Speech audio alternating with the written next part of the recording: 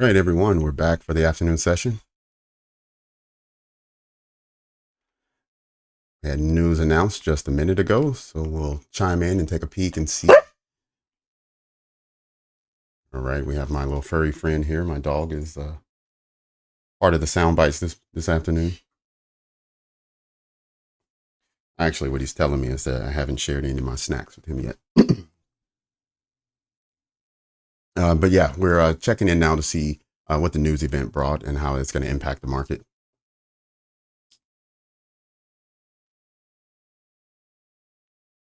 There you go. Okay, let me just go ahead and pull up the dollar and just take a peek and see where we are.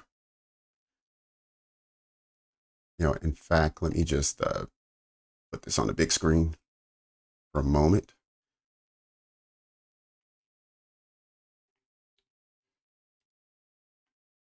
There we go. So we have the dollar on the far left, Dow in the center, and S&P on the right-hand side.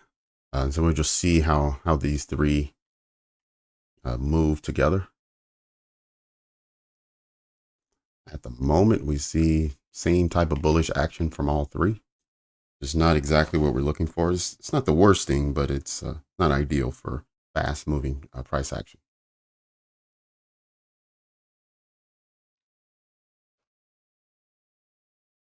I want to welcome all the subscribers back to the channel, everyone who is on the morning session.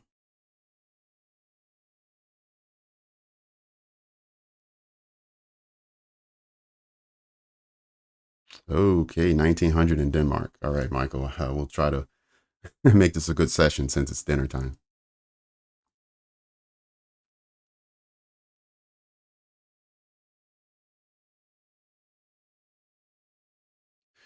All right, we see that they're all basically moving together. So right now it's not the best time. Let me shift this one back off.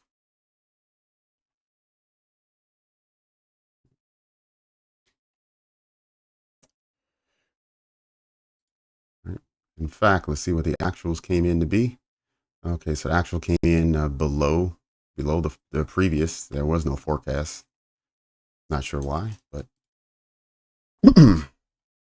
let's see how that price is now impacting what's happening on Nasdaq. Yep. So Nasdaq's moving just like we saw on ES and for the Dow, but so is the dollar, and so it's right now something we don't really want to touch. We could see during the lunch hour though, we were stuck just before lunch in this sort of holding pattern. Let me move the fair value gaps. There we go. So in between these two black lines with the dash in the center, we just kind of played around here the whole 11 o'clock hour, all the way until we got to lunch, where it then started moving in the upper quadrant there. And then just before 12:40, we saw a break, a retest, and then it's actually another retest right at 1 o'clock. So the news was a retest, and then we saw bullish momentum out of there. But I want to clean up our charts a bit, get rid of some of these lines that are just in the way. Also going to drop these session highs and lows since they've all been traded to. I can get rid of this one as well. So there we go. All right, now we can bring back the fair value gaps and have a relatively clean chart. I'm going to move up to the 5-minute. So we have a larger overview, and if we get close to a setup or something, then maybe I'll drop back down to the 1, but for now I'll stay on the 5.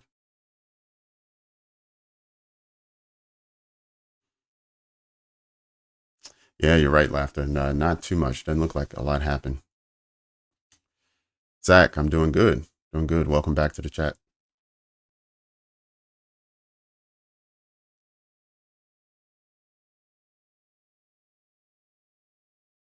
No more trouble.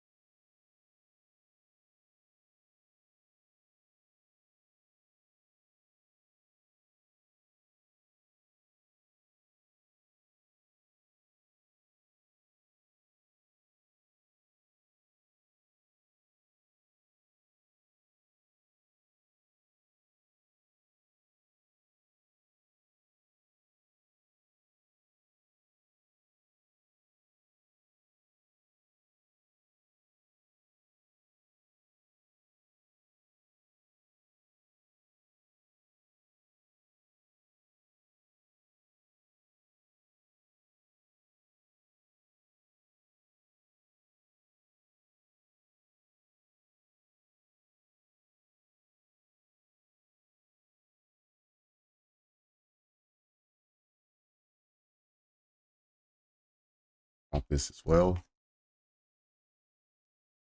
In fact, let's bounce up to the 15 and see if we can't find any levels in this area.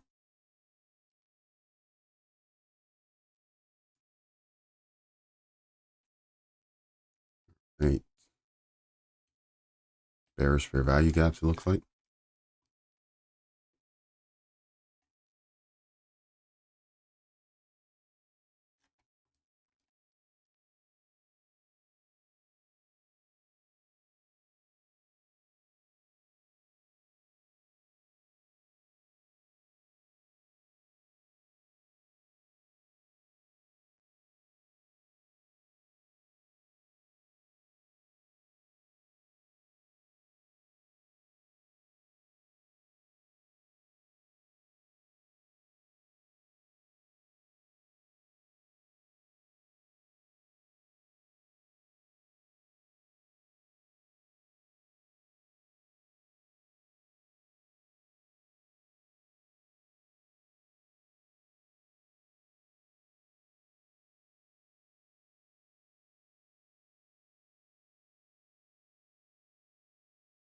All right, we're going to see how these two levels impact price.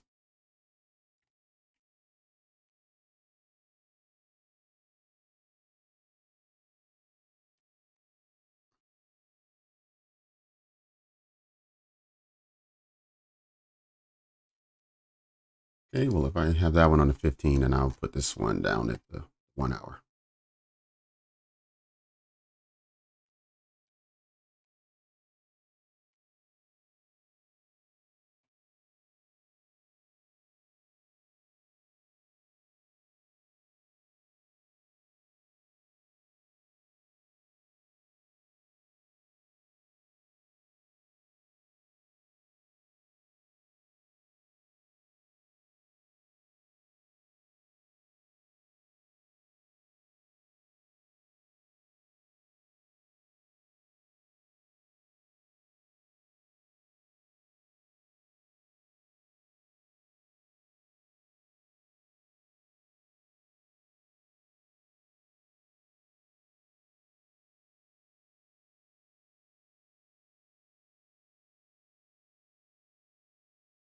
Yep, you're right about that. Huge one from the hourly.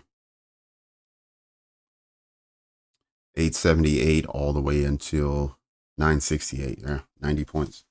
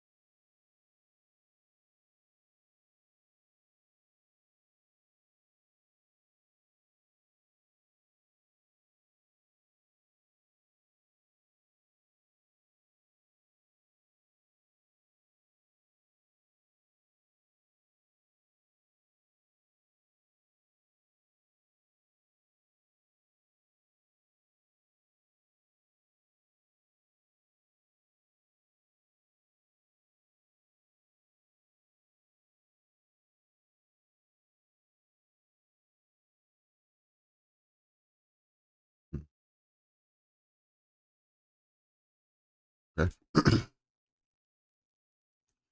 All right, nothing for me at the moment. I'm still trying to feel my way through the market and see where next levels of liquidity as well as targets could be. So I'm going to reserve bias for now.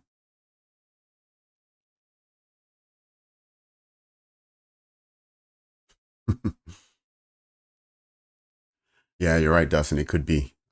That's why I was looking to see if there was a bearish setup coming, but so far I haven't seen anything, so I'm going to wait.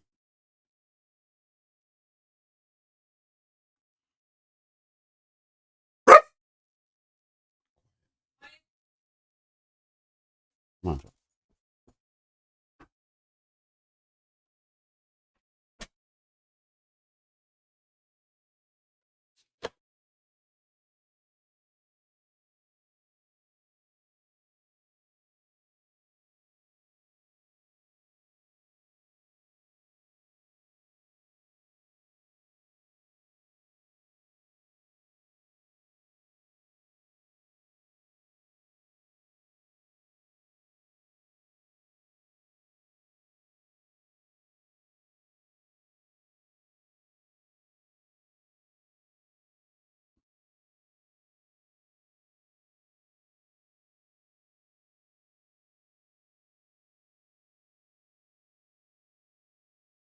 Is this January 2nd?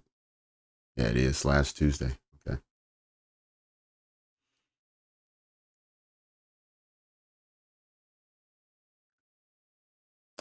Yep. So on the daily, we reached the upper extreme of the fair value gap on that time frame. And now we've seen a pullback from those highs at around. Okay. So this high here, 938.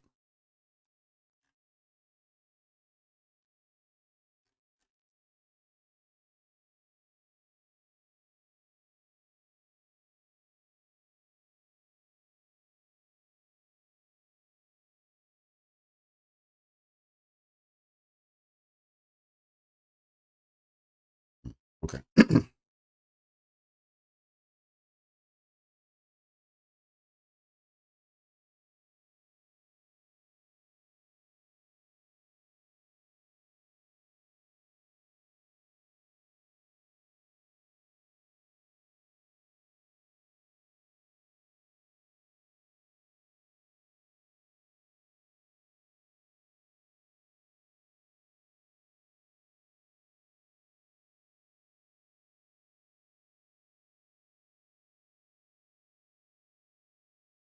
Take another peek over at the dollar and also see how the other indices are performing.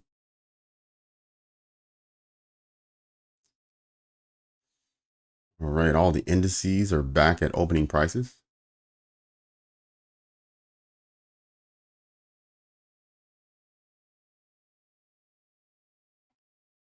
Yep. Even here on even on Nasdaq, we see the same. Opening price was at 910 or 911, and the dollar is also at opening price. So let's see where we go from here. It looks like there was a sort of a 15-minute segment there where price did one thing, and now it looks like it might want to do something else. So I'm going to give it a couple minutes and see how these candles start to develop, and see if we get a break in sort of the way that we've seen price action the first 15, where they were all moving together. We do want the dollar to go the opposite direction, so we'll wait and see if we can get that soon.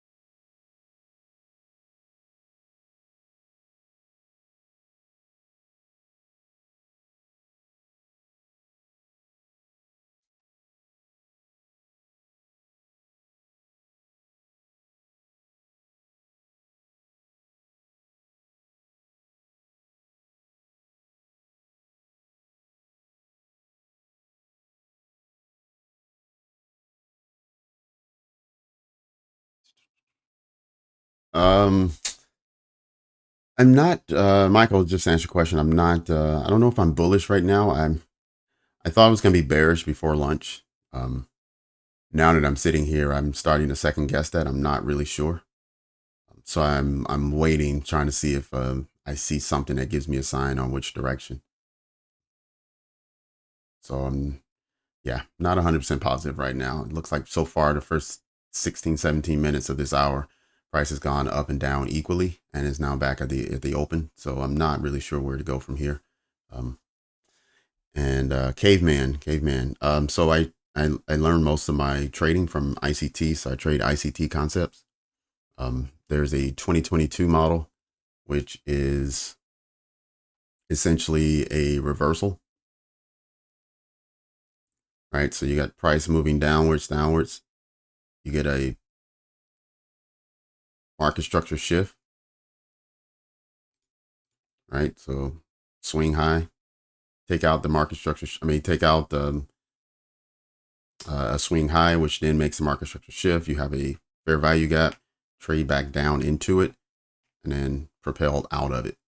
So that's essentially like its 2022 model. Also, there's a silver bullet, which is between 10 and 11 a.m. and then also 2 and 3 p.m. There's one during London session as well, but I only trade the New York session. So that's what they call a silver bullet, and that's more of a continuation into a fair value gap, which is, I'll show you that one too. We actually took that trade this morning here at 10 o'clock, right? Price was trading down. Then we move this out of the stuff out of the way. We had this high here broken. We had a trade above it, which then shifted market structure back to bullish. We had a trade down into the fair value gap and out. So that would have been a silver bullet entry from 10 o'clock to 11. But also, like I said, it's also a 2 to 3. So at 2 o'clock today, in another 40 minutes, we'll look for a silver bullet entry. But in a nutshell, that's how I trade. There's also, in the same silver bullet entry was a breaker block.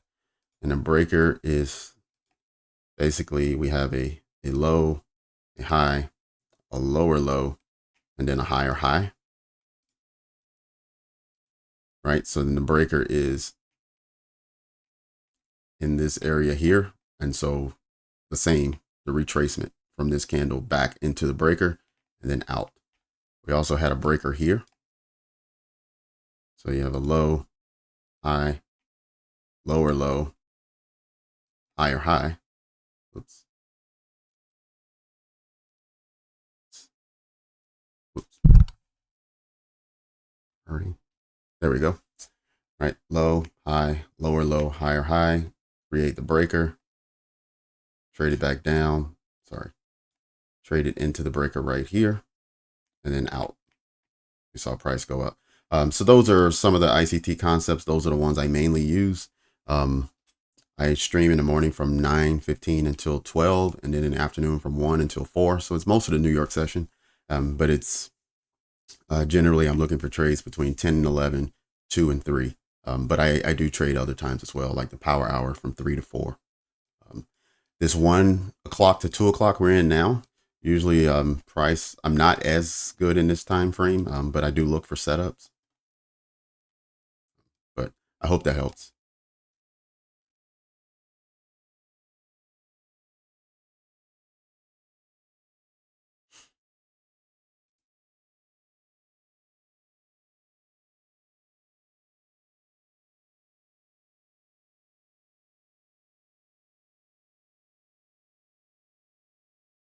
But welcome, Caveman. Good to have you join the channel. And also thanks for, joining in the chat and not feeling shy.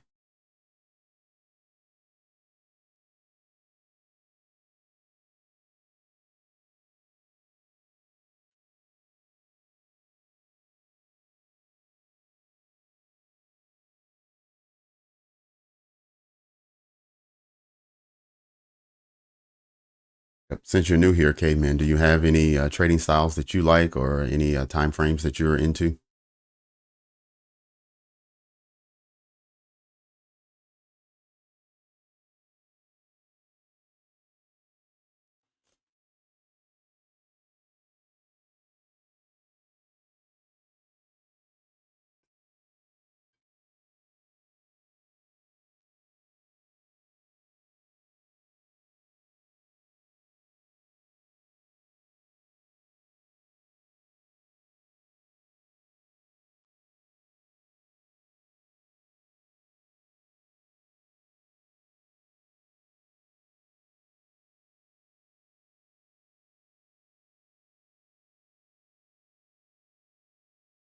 Yes, the green boxes are bullish fair value gaps, and the red is a bearish fair value gap. Yep, I have them created from this indicator, FVG from Nephew Sam. It just automatically throws in all the fair value gaps.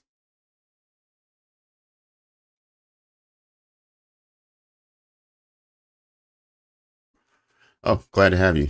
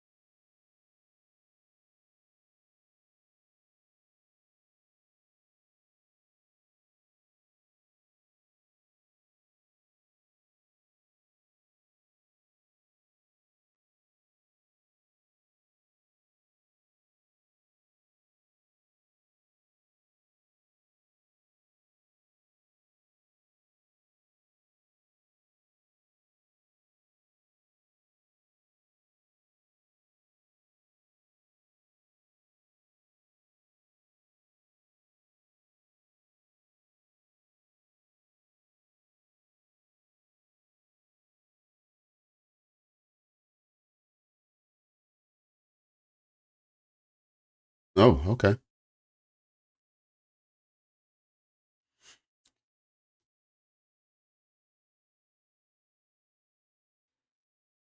TB script. So does that mean that you have basically your own indicator, or you have something trading for you?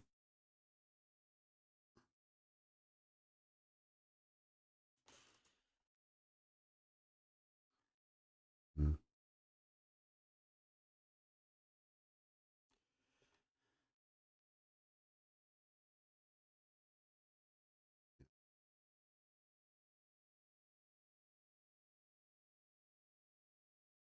All right. On this low time frame, we did have a market structure shift here on the way down 15 minutes ago.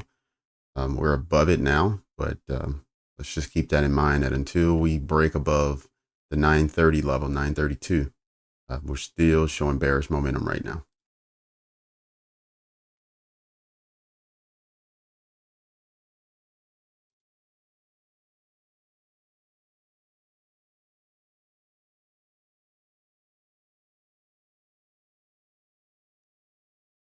Um, I'm not sure. I don't know if banks are a part of Nasdaq. I don't believe they are, but that doesn't mean they couldn't be. Um, honestly, I like looking at the 5 minute sort of for setups. But I really like when it's time to get into a trade. I like being on the 1 minute, 1 or 2 minute. It's really comfortable for me.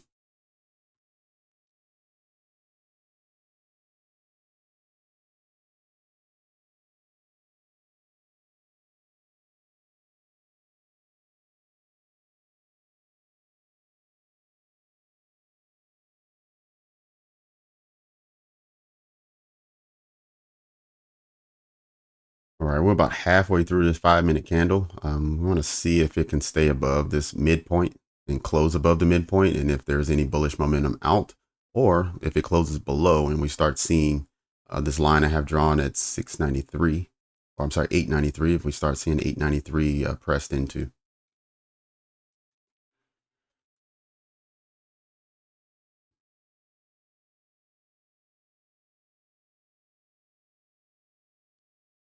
Okay, caveman, you have your own indicator. All right, so you've probably been doing this for quite some time.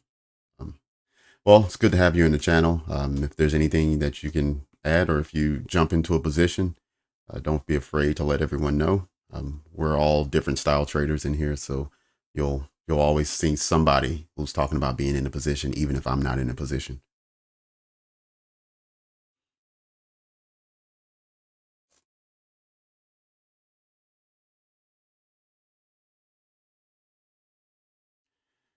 All right, other indices still at their opening price. 30 minutes in, it's interesting.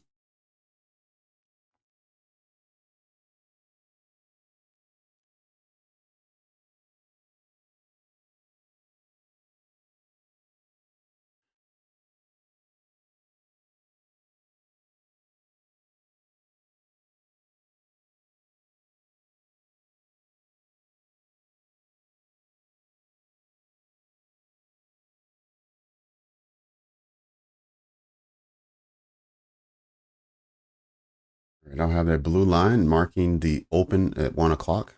And so same for Nasdaq. We're a couple points away from where it opened.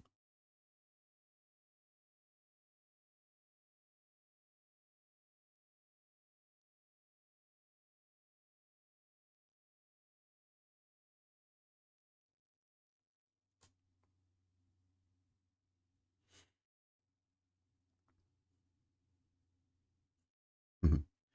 Yep. Aren't we all? We're all still learning. I'm still picking up things. When I first started this live stream 6 weeks ago, I wasn't as into breaker blocks as I am now. So now I'm looking out for them a little more.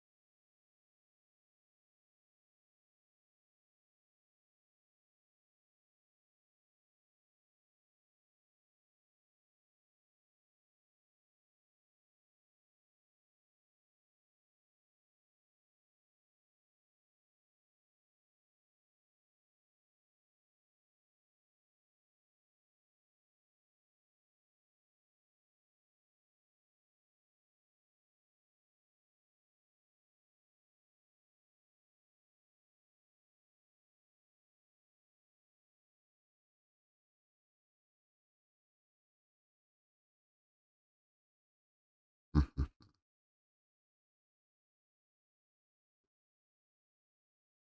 All right. Just put a little measurement on it so we can understand what type of retracement we saw.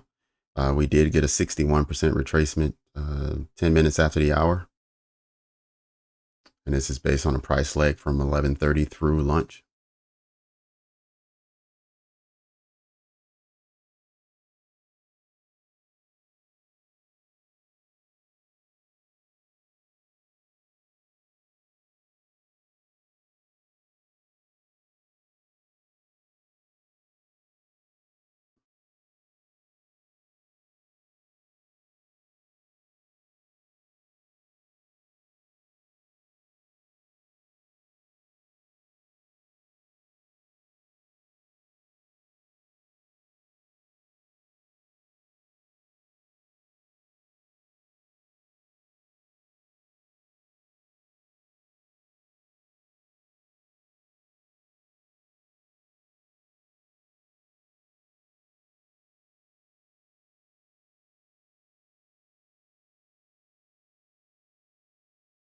Mm.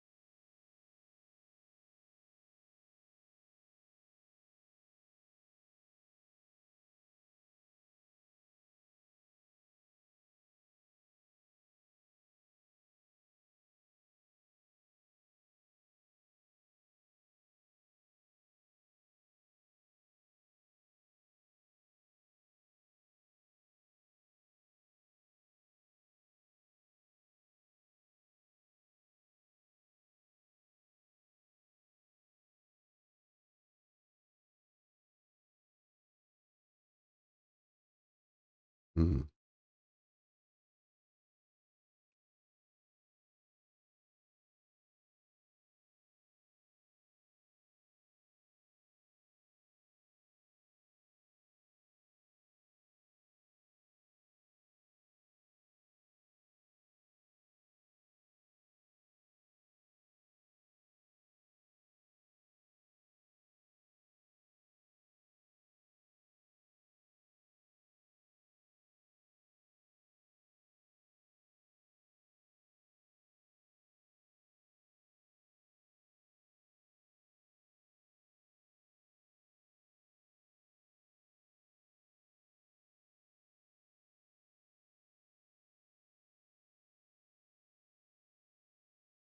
Okay, price is starting to show a little bullish momentum now. We're also getting that on the other two indices, which is good. We're getting the opposite on the dollar, also good. Okay.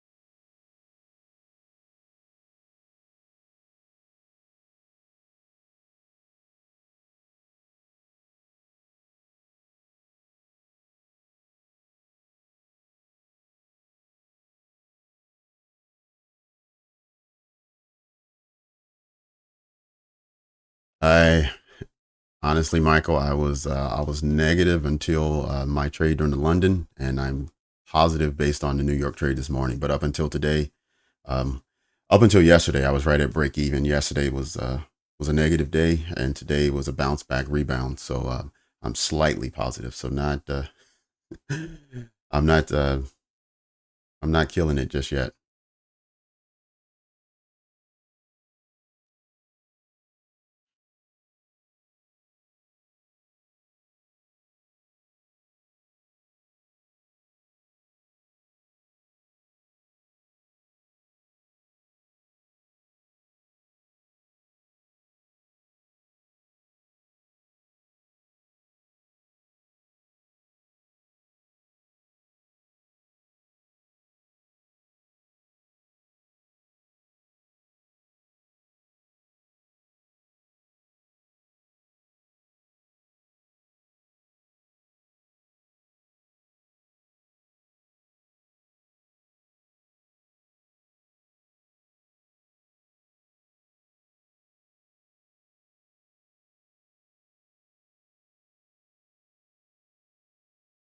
All right, let me shift this down. We're trading in this range here.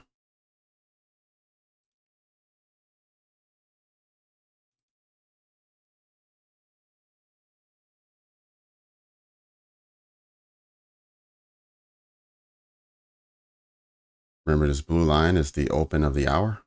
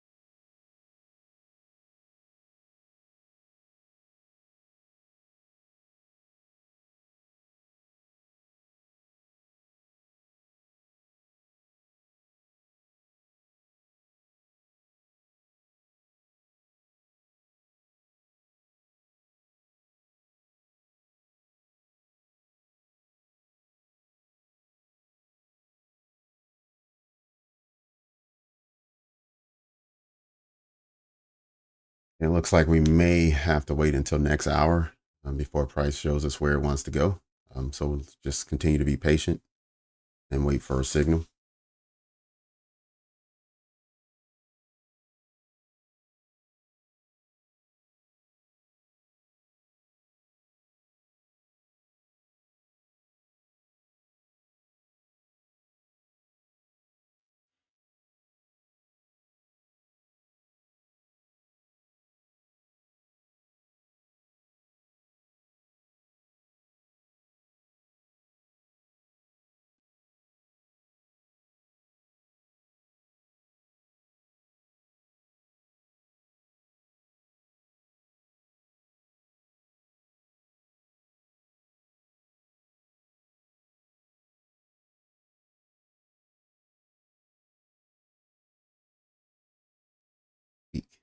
Huge double top.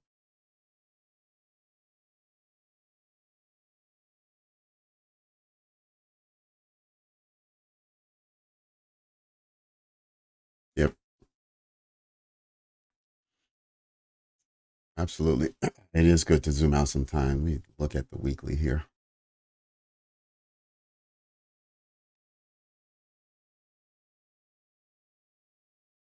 Hmm.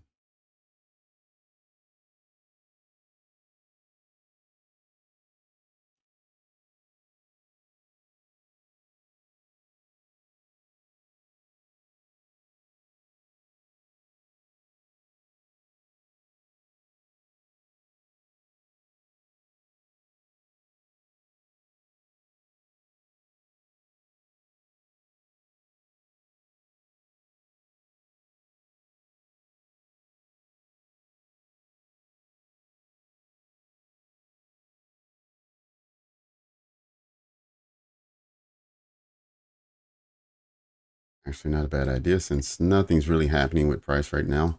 We'll go up to the 15-minute where it does look like we're having progress. It's just when on a smaller time frame, it's not progressing that quickly.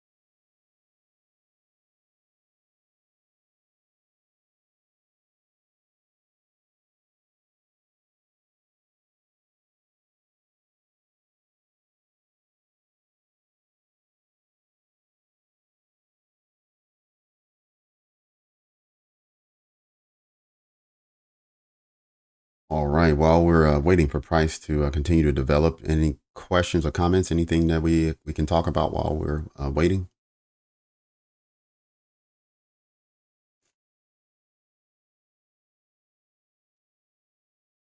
You know what? Let me switch over to ES just for a few minutes while we're waiting here for anyone who's an ES trader.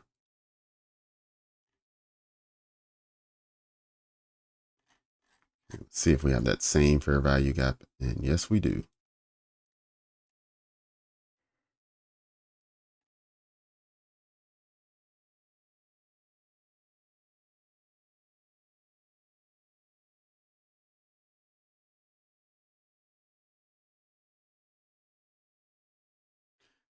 You know what? These are two back-to-backs that are practically on top of each other, so I'm just going to leave them combined as one because it coincides with another time frame as well.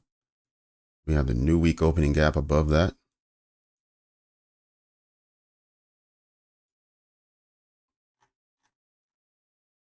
New week opening gap from the beginning of the year, actually. Let's just see how, okay, so that was created, price traded above it, it traded through it on the second and hasn't returned. Okay, so this is the first return since then.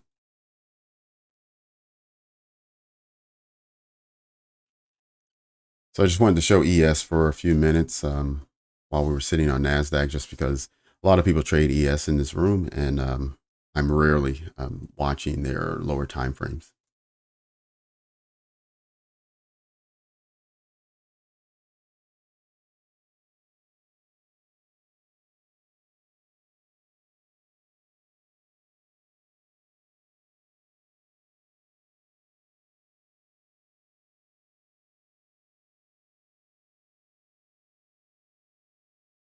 Just see. Oh yeah, wow! You can see how Nasdaq is the stronger pair today. ES is much more choppy.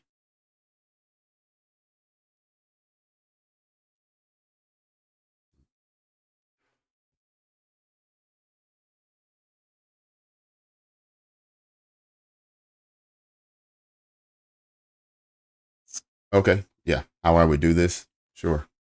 Um, All right, so it's 1:30 now. So once we get to 2 o'clock, first I would have to develop a bias. I would have to choose a direction, what I'm looking for.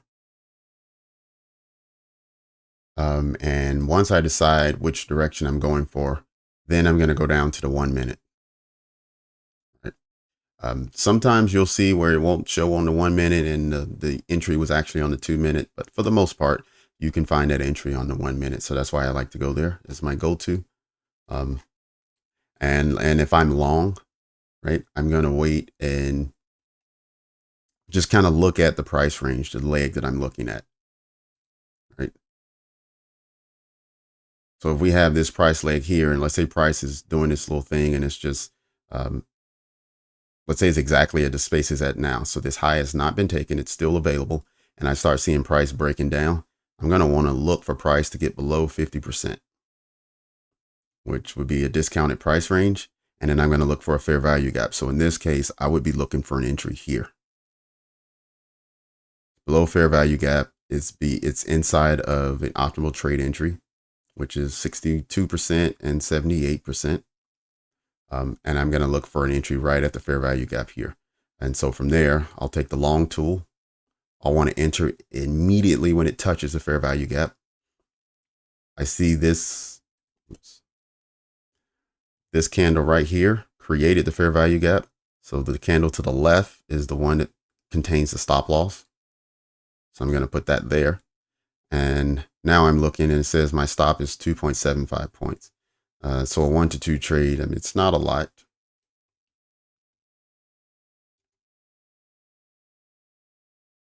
Right. So I would look for a retracement down into here and then sweep this high right here.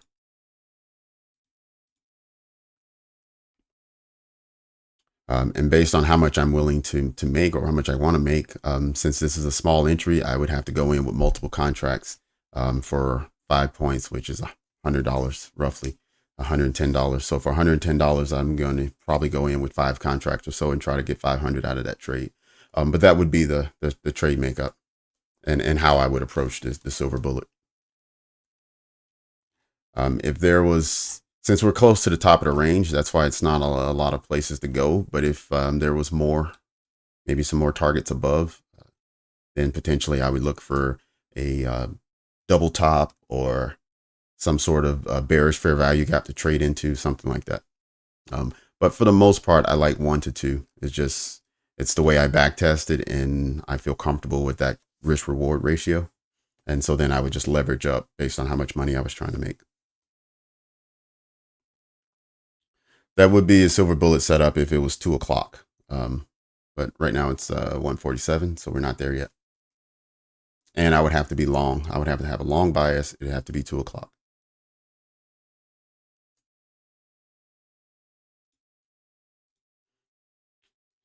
All right, Michael, since I did take the silver bullet this morning, let me just talk through that one since it's a bit more fresh. Oh, sorry, I'm on the S&P. You know what? Let me just stay here then. Let me see if that same setup was here because I was on the 1 minute. Yep. So this right here, this would have been a breaker. Okay.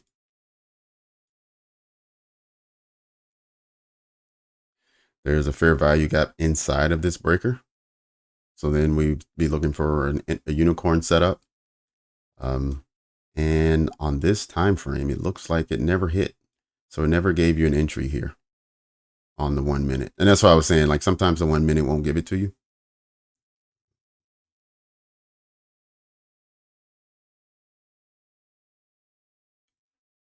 Let's go up to the 2 minute maybe.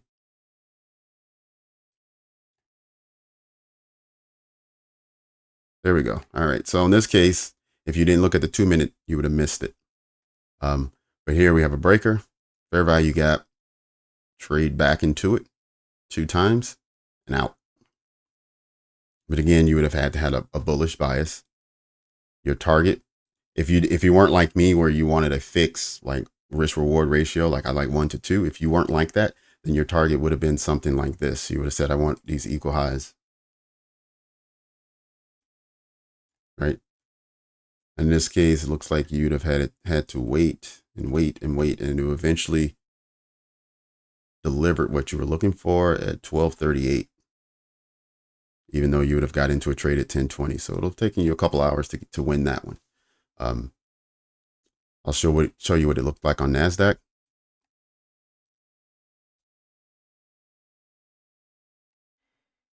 Right, back to the 1 minute. All right, so we had a breaker. Really, I didn't even see the breaker when I took the trade. It was after the fact I saw the breaker. I took it off the fair value gap, based on it was a low swept, and then there was right here would have been the market structure shift when it pushed up, created a fair value gap by making that market structure shift and trading back down. So essentially, this was it was a fair value gap. I mean, a silver bullet, but it also was the 2022 model for anyone familiar with ICT, where you have a sweep of a low, market structure shift, fair value gap, retest, traded into it, and out. If you missed that one, then you had this entry here. This would have been another silver bullet entry. Right? And the target would have been these equal highs, which was delivered upon at 10:42. Most of those people was entering here around 10:20. So that was about a 20-minute trade. I entered here at 10:09 and I got out at 51, I think, on this candle. So my trade ended in 4 or 5 minutes.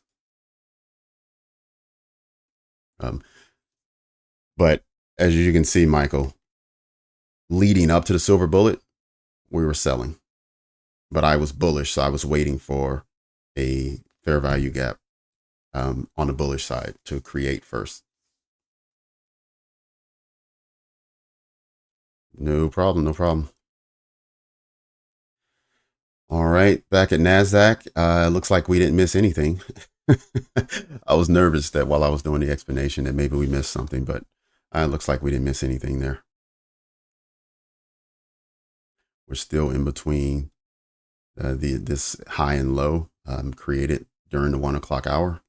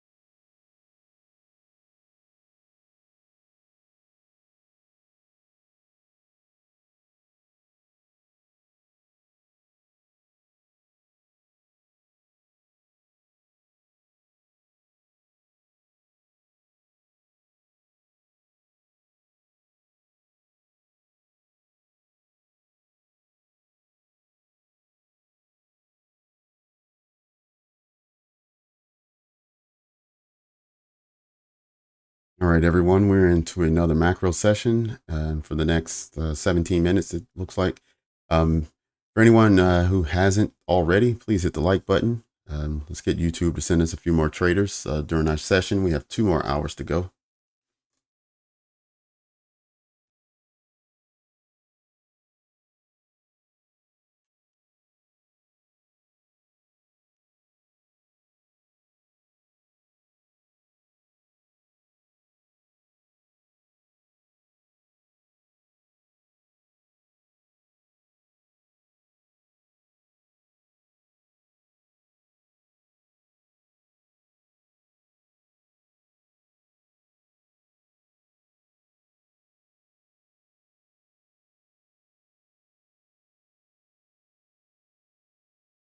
Nearly a full retracement from the move down at 1 o'clock.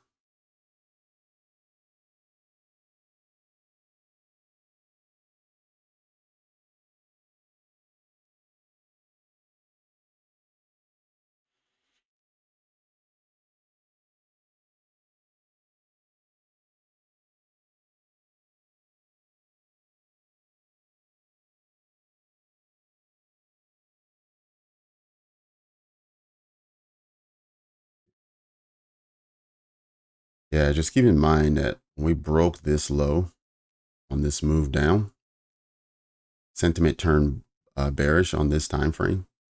And now that we're just building our way back up, we still haven't flipped bullish yet because this is our high that needs to be broken. And we're not there yet.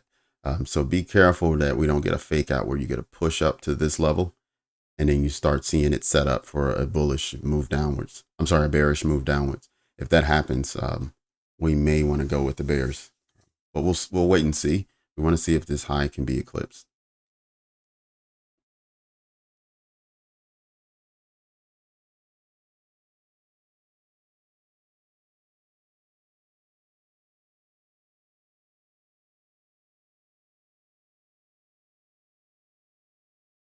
Anyone already in a long, just be careful.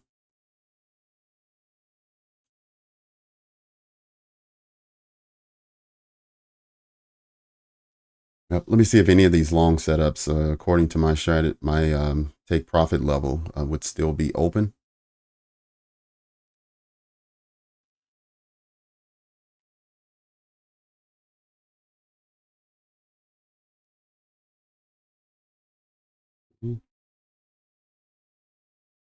Sweet, sweet, sweet. Okay, that's good. Good to see that some of these are still open if the long was to work out, because that lets me know that we still have a little ways to go, and I can feel a little more confident in price going higher. All right, let's test this one.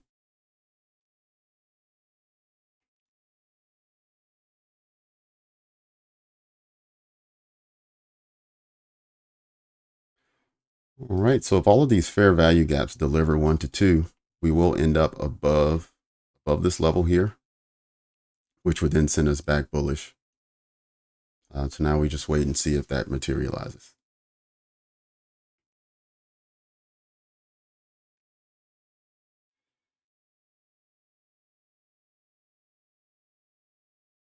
Had a one and done this morning. All right, caveman. Well, I guess you can continue to forward test as I'm doing right now, or just, I guess, enjoy the rest of your day, and we'll catch you again tomorrow morning.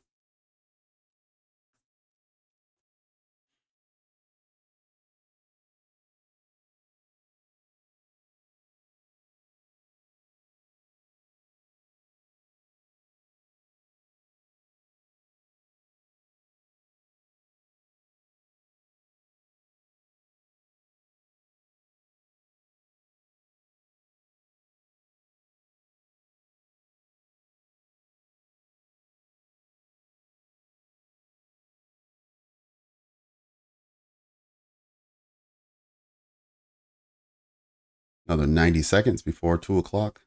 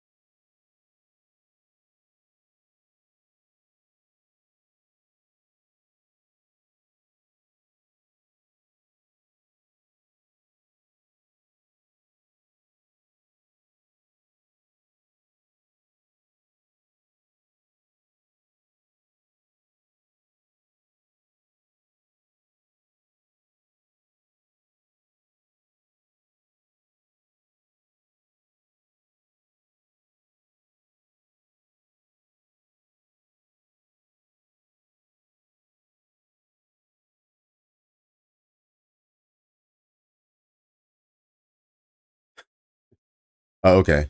All right. You just here listening. Okay. Awesome.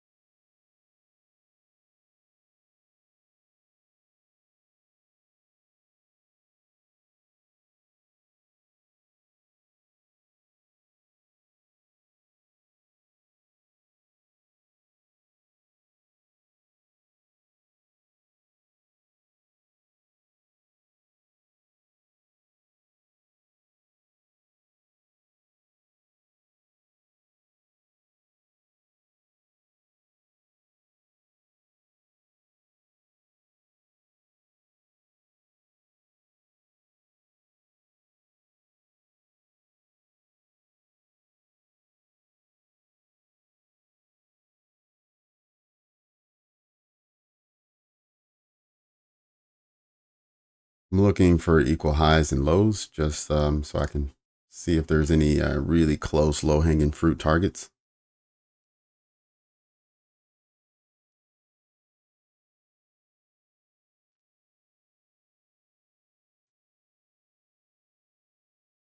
Mm.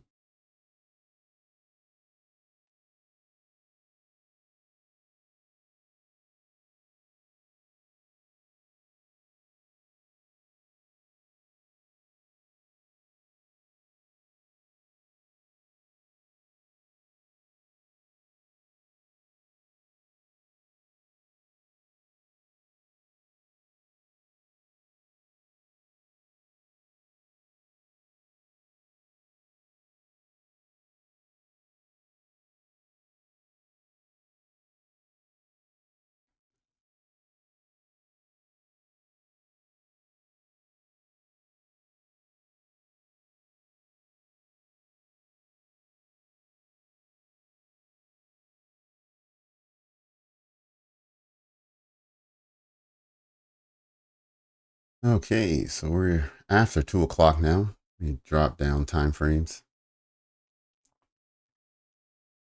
See where we are. Let's see what this next candle brings.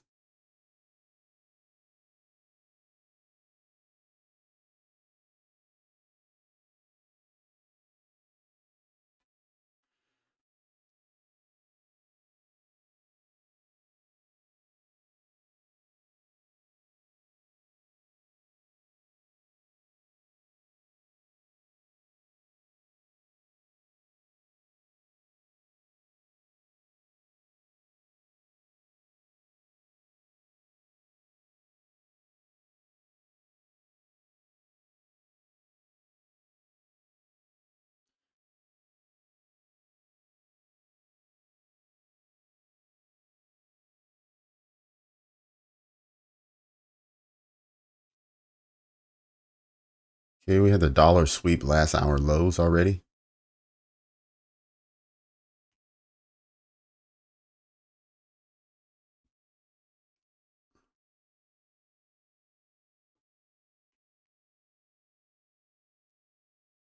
Looks like we're going to have the same thing on a Nasdaq. We're just going to sweep the highs of last hour.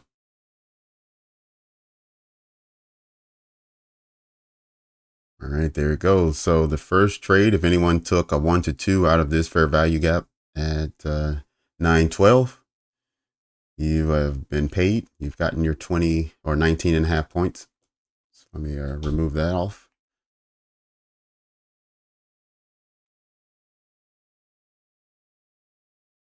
Okay. Now looking to see if the second trade, oh wow, same size, 19 and a half points. Let's see if it delivers as well.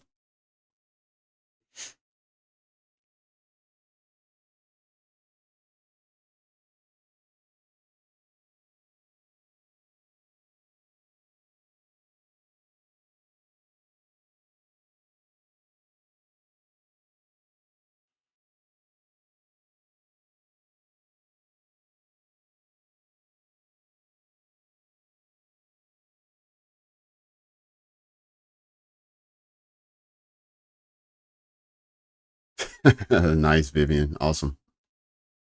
No, I am not in a long, not in, I'm not in a position at all. I put up these long tools just to show anyone who took either this first one or the second one, because these are the two that was traded back into.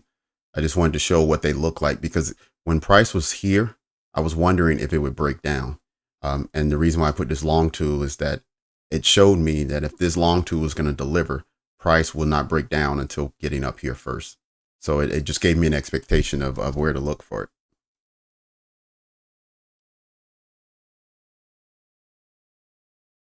All right, both trades delivered 19 and a half points, which was a 1 to 2 trade.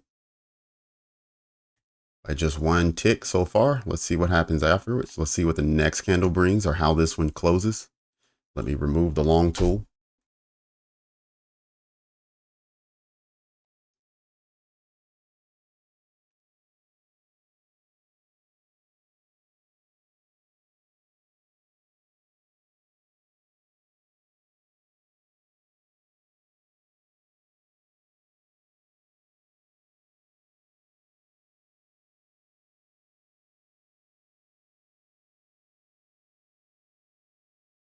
All right, so no matter what time frame you look at, right, that switches us back bullish for the moment.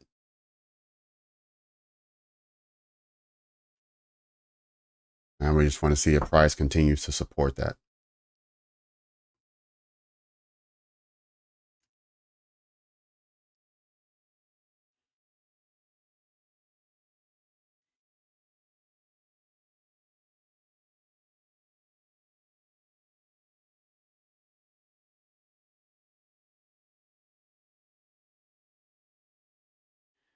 All right, interesting. This small, tiny fair value gap right here is sitting on 50% retracement of this leg starting at 148 just before the macro. So we had the macro run for new highs.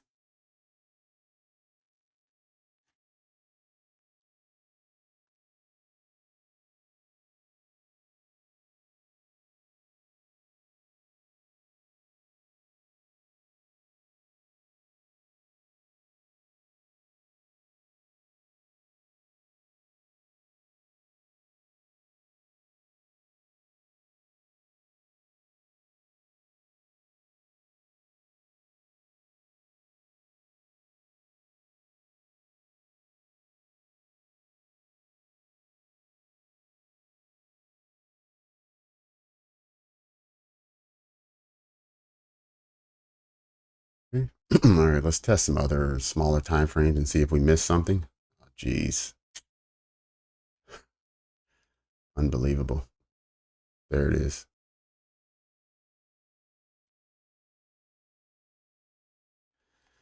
All right, everyone. Seems like we may have missed the silver bullet here. May have missed it.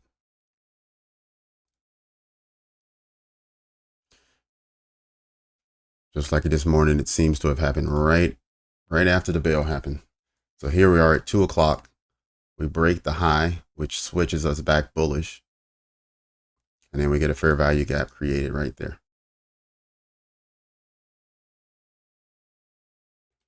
1 to 2 would be 17.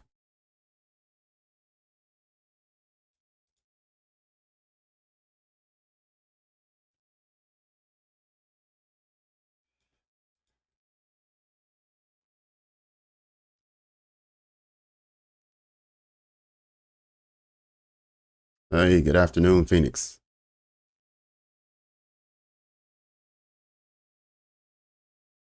Oh, now you're up one, Vivian. Oh, that's sweet. That's great. I'm glad you're finding value here, and we're actually helping you. The biggest compliment I get the most frequent compliment I get is that people say that I just keep the room calm, which helps them out a lot. I don't know if I'm actually putting people in good positions, but it seems like their psychology is good by being in the room. So glad you're here.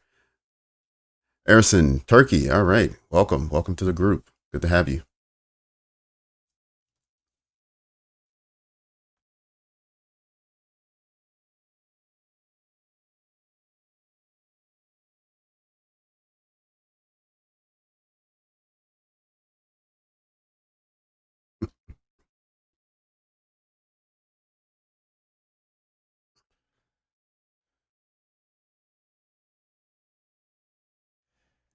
All right. Yeah. Looks like I blew it. I missed this one.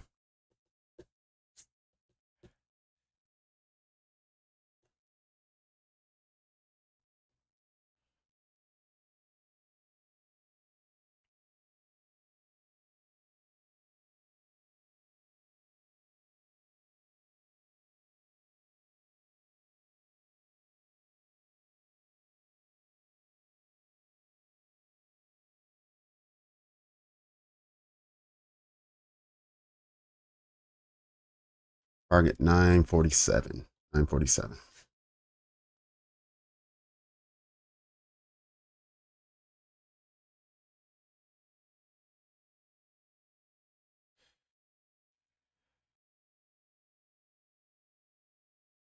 Hello. All right. From Spain. Good to have you. Sorry, my Spanish is not great, but I'm glad that you're able to join us.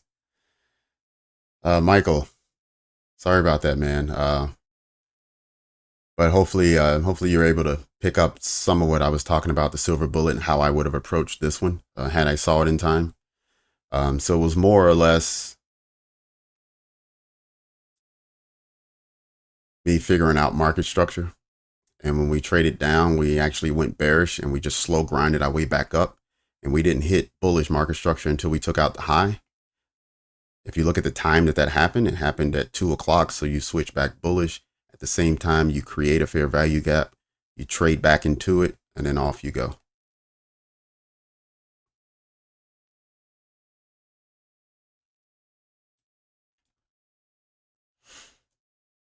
And so for me, a good portion of it is about market structure and just, are we bearish or bullish right now? Like, where can I expect the candles to print?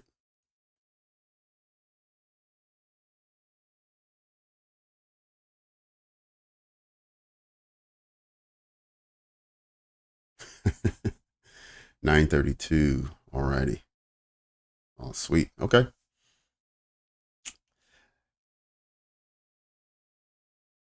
Hey, Phoenix, do you always retest like these levels when they're taking over and then we get a trade back down? Do you always take an entry on those?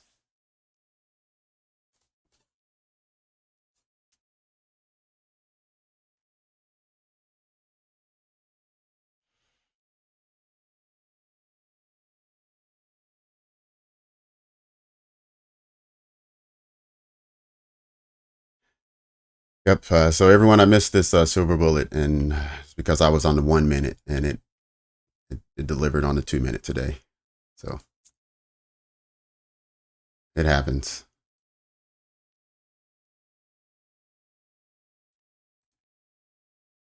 Go ahead and keep that lined up. When do we get to 2? 17 handles.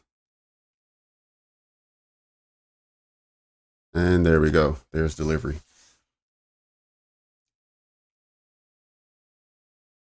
2 minute, you would have entered at 2:06, and here you are exiting 6 minutes later.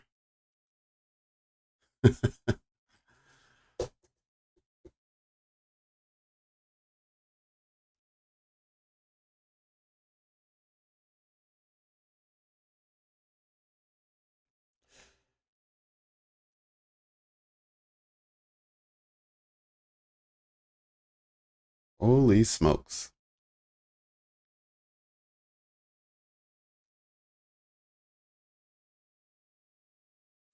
Now we have a news event or a reaction to the news event. uh,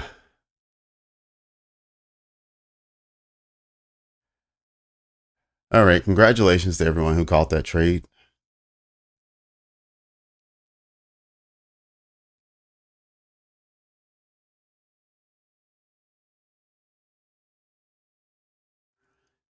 Yep, all 3 indices. So if you are ES trader or Dow trader, it didn't matter. They all got the same impulse.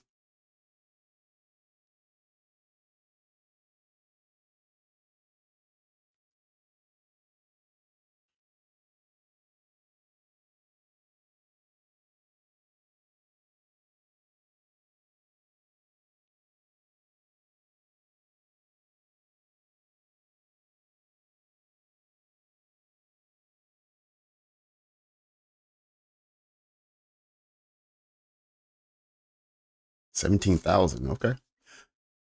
Let's see. Okay, so on the 4 hour, we just broke out of that fair value gap. On the daily, we just broke out of the fair value gap. We'll have to wait until the day closes to see if we close above it, but we broke out.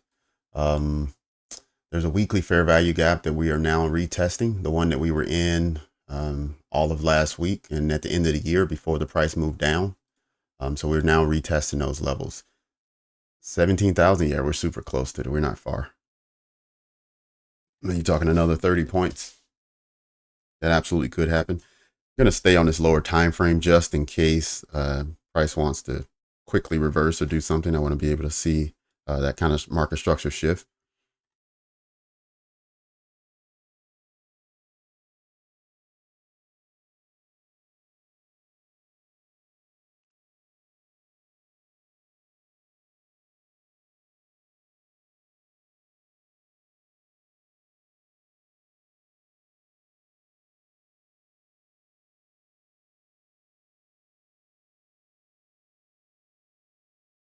Yep, I do remember this morning. Yeah, you mentioned it.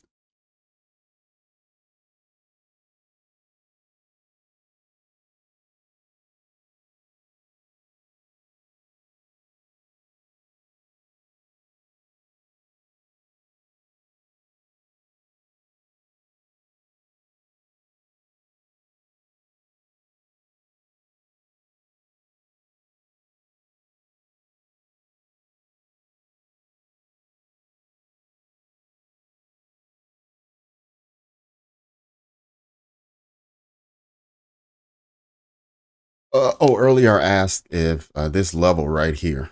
So you had mentioned 732 or 932. You mentioned that you had 6 contracts on 932. You said you've been in and out. So I thought you had went long from this level once it broke through and then came back to retest. So I was asking, is this one of your strategies where when you see a swing, a major swing broken, do you take an entry on the retest? I just made that assumption because you said you were in an entry from 932.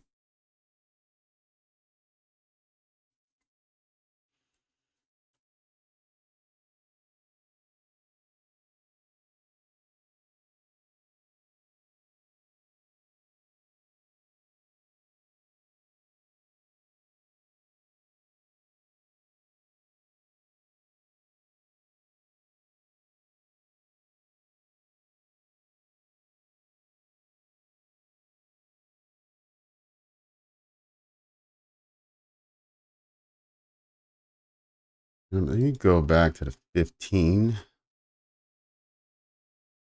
Oh, okay. Earlier, I was wondering if we were in like a market maker buy model on this side. And these were like the key levels, this one and then this one. But I can see now we just ran past it. So I don't know if this was a buy model or not. I'm not really good at the market maker models. Okay. Yeah, we do have a 5-minute fair value gap potentially forming here, which could support price.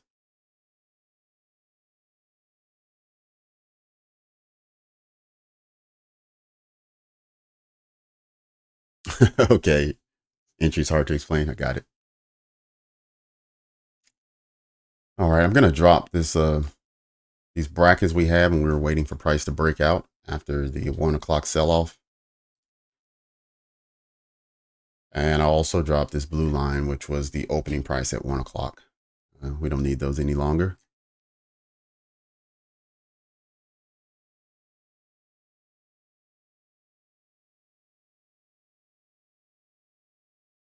Okay, we're going to drop this as well.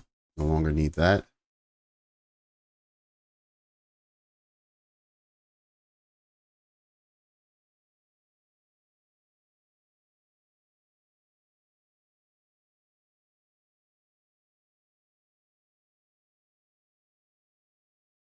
Look and see, assuming we're able to get out of here. Where would we go next? Okay, we got this one.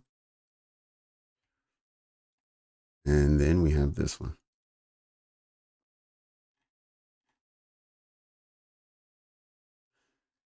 And then we have the new week opening gap. This green shaded area is a new week opening gap from the first day of the year.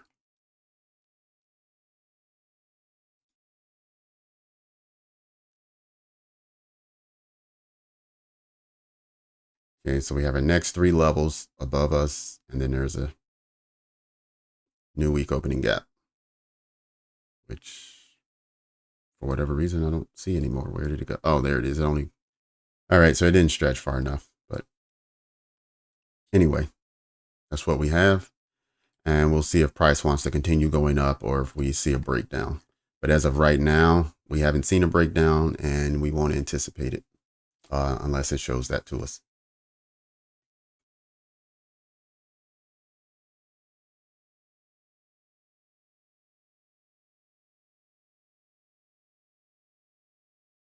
All right, we had a lot of people this morning. I ran a poll to see what the sentiment was for this afternoon based on what we had seen so far. And it was 60-40. 60% believe we were going to be bearish based on the news at 1 o'clock. So far, that has not been true. So what we might end up getting is buying up to some key level, and then tomorrow morning CPI 8:30 provides that that bearish movement.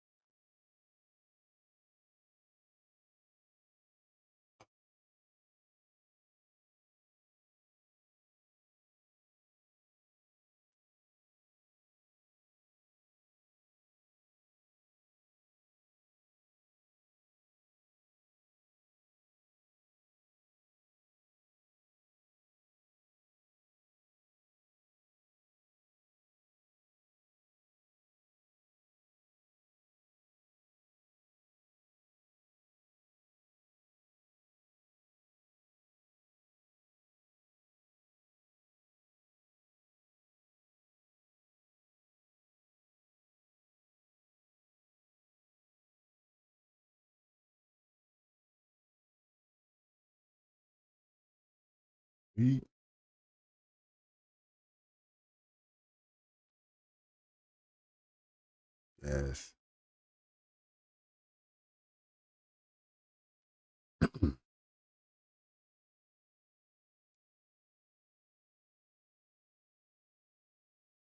Oh, okay. So that's a good question, Michael. Good question. Good question. And I'm sure there might be a difference of opinion. But for me, the way I like to do it is I'm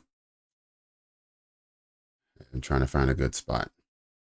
All right, so let's say this low right here, and we broke down and took out this low because clear this was at the moment this was the high. So if this was the high, then this would be the key low. That and when it was broken, I said, okay, now we're bearish. In order to now go bullish, we need. Oh, I'm sorry. Sorry, let me. Okay, so in order to get back bullish, now this becomes the key low, and this becomes the key high. So this key high needs to be broken, right? So I'm not bullish again until we get over here, unless let's say we get this kind of action. So we come down, we take out this low, then we go from here, we go right here, and then we make another low, even lower than the first one. Now this becomes the key low, and this becomes the key high. So in order to break market structure, we only need to get here. And we keep going. As long as we make new lows, then the key high changes. And that's why the trade I took this morning, right? When the high up here was made, this became the key low. So on the move down, this candle is what broke market structure. And I was then like, okay, all right, we're bearish, we're going short, right? And when this became the key low, now the high was up here. But then we had a retracement, and then we had these lows broken. So then this became the key high. Then we had a retracement, and then we had the low broken. So now this became the key high. And then when it pushed through, now I'm like, okay, we're bullish now. And we were able to go bullish down here because we kept stair stepping our way down.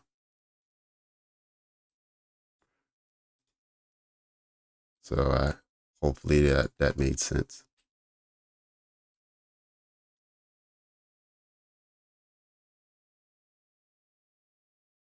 Premium PD array for now. Yeah, we definitely, no doubt about it. At any time frame above like the 1 minute, you're right. We're in the premium. So you don't want to really look for new longs here. You want to wait for a retracement back into discount. If you're following what Michael's comments are, you want to wait until discount, and then you want to look for longs.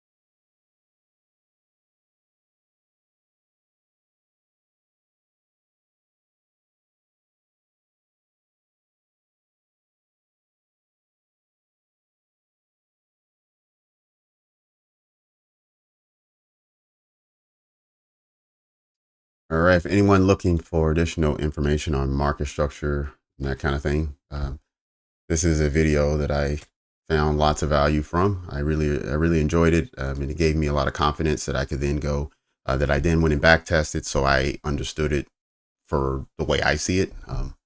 But this from Stoic TA, that video helped me out quite a bit.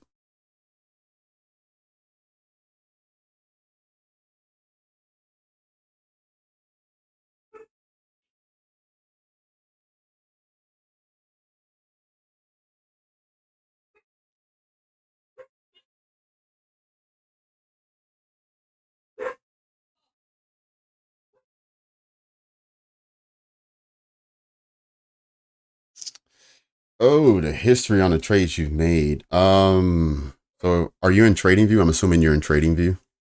If you're in TradingView, oh, that's a good question.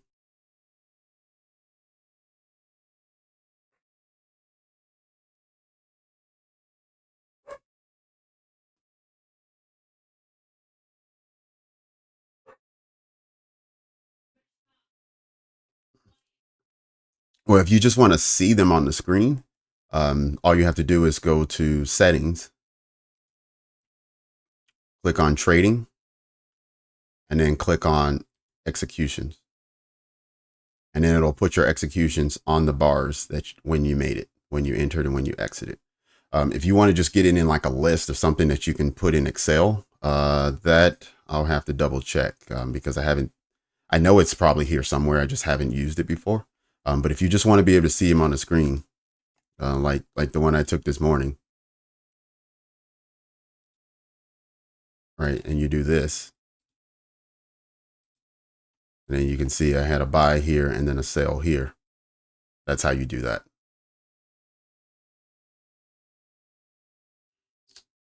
Oh, there's a history button. Okay, let's see where that is.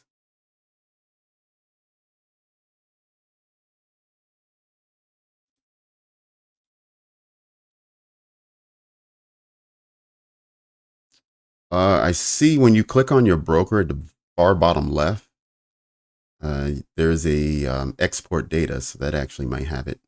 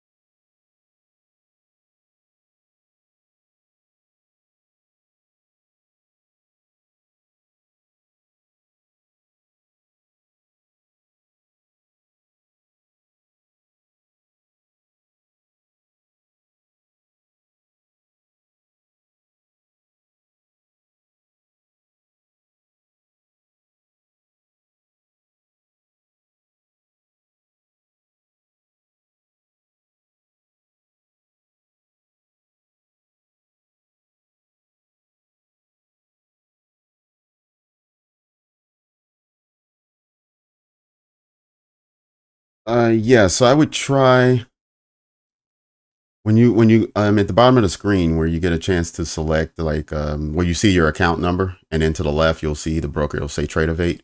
Just click on that, and then about two items down you'll see like export data or summary row, um, and I'm assuming that's where it is.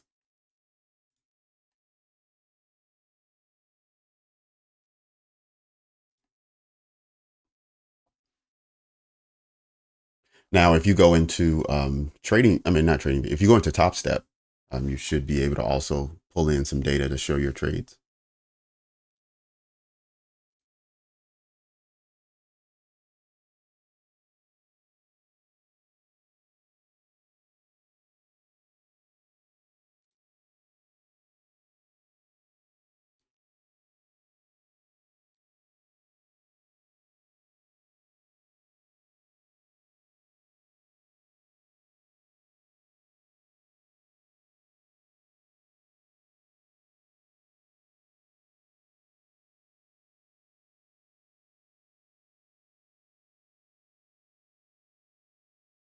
Ah, there it is. Yep, that's exactly it.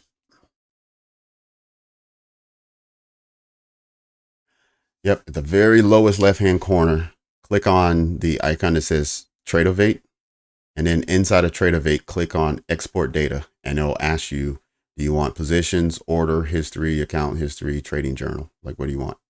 And then you just probably select that, and it'll export maybe a CSV.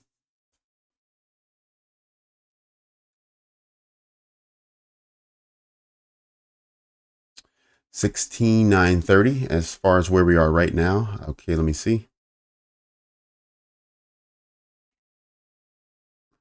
All right, we got these equal highs.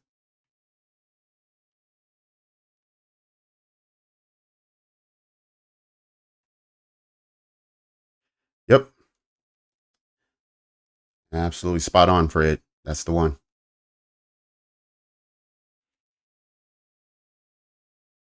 So 9:30. Now, Fred, if we're able to push up for a new high here, then our low would be 9:48.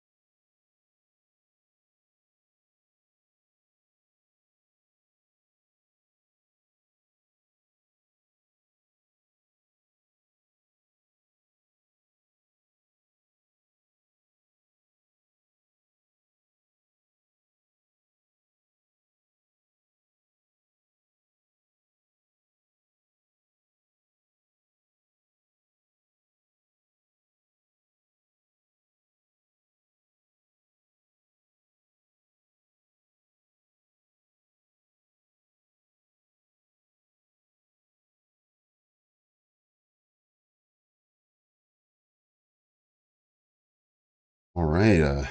Not a lot of price action, not a lot of movement over the last 20 minutes or so.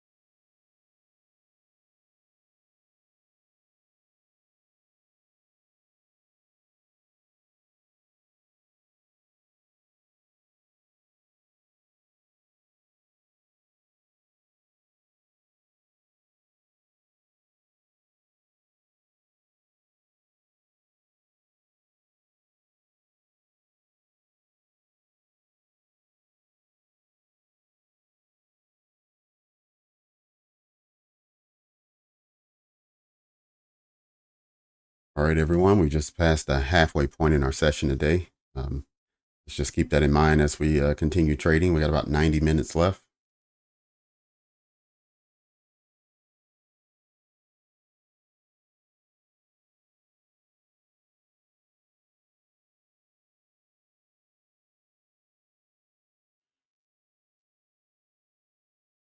All right. So one of two things is happening now. We're either going to take out these equal highs and push towards the next target, or we're going to start digging into these fair value gaps lower, leaving these equal highs here as a target for later.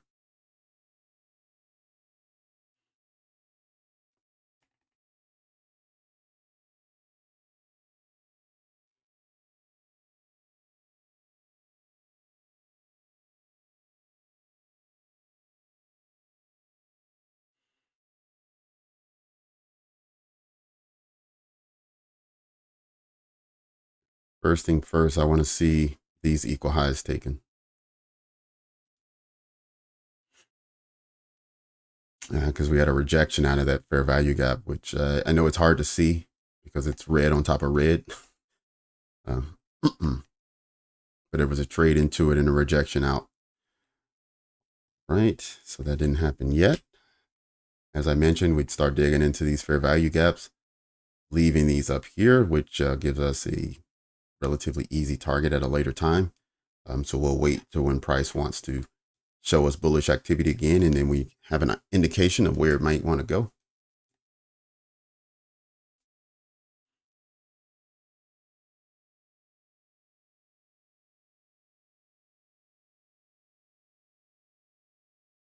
Okay, good idea. Yeah, let me take a peek at the dollar and see where we are this hour. Um, hmm. Okay, really small range, surprisingly. Not a lot. Not a lot going on there.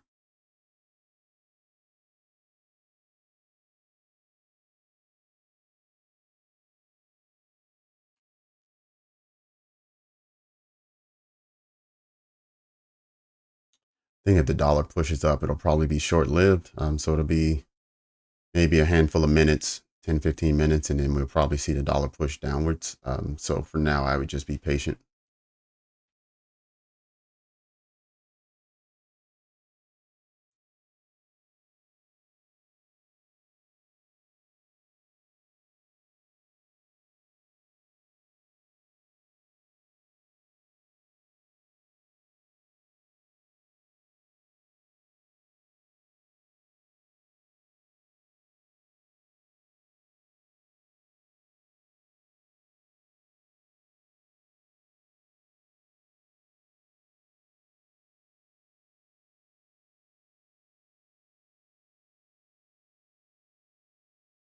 Okay, let's see. I'm assuming you're talking about this candle. Let's see.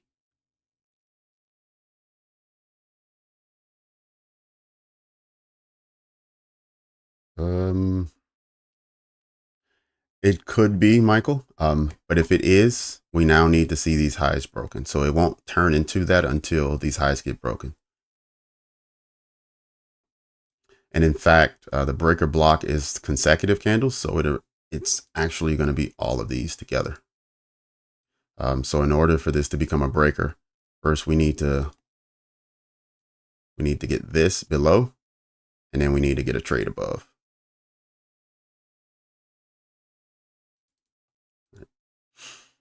So if we get that, then yes, this then becomes a breaker. And then you take this and then you want to see it trade back down, enter up in this area.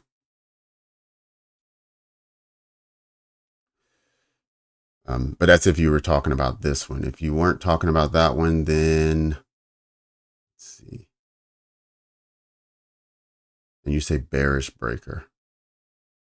So in that case, it needs to go higher first. Okay, so bearish breaker is going to be candles pushing downwards. So it could be here.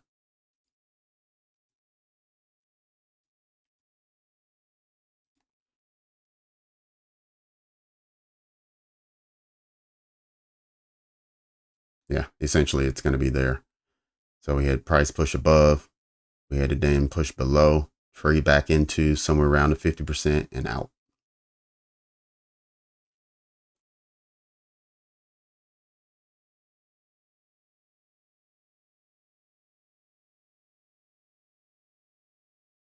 Yep.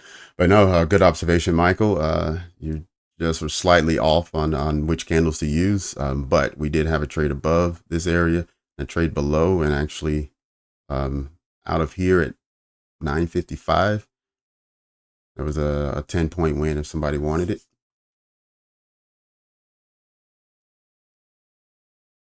Now we have 10 more seconds. Let's see how this candle closes.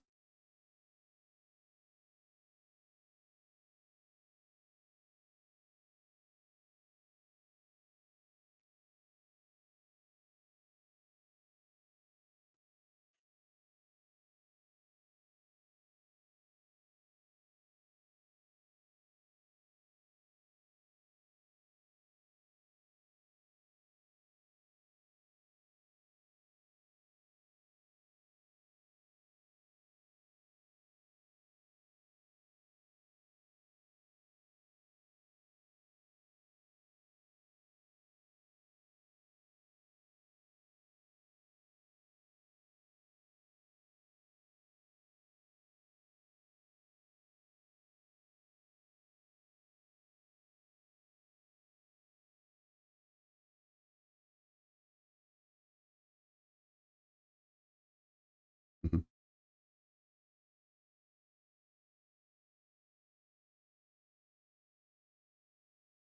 Right, rejection from 50% level. Let's see if that rejection holds.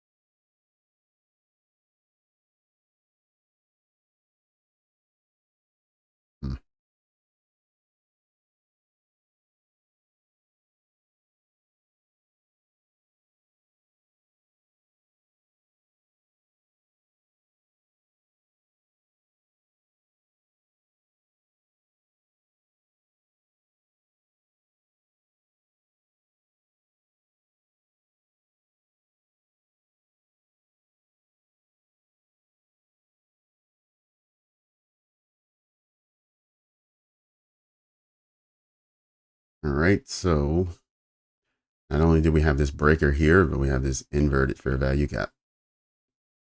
Let's see if it holds or if it gets violated. I mean, so far it hasn't created a huge range, but the verdict's not out yet.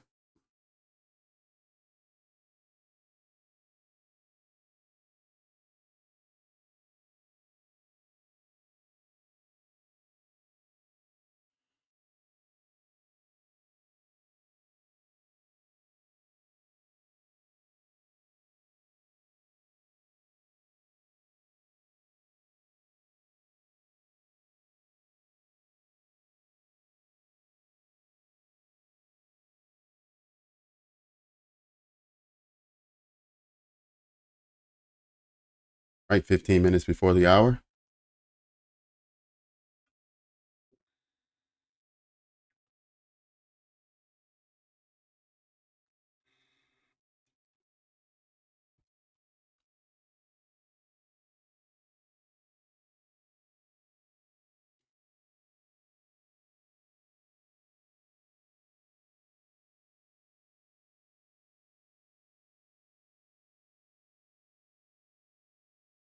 All right, I'll be right back. Let me just go and get a refill on water.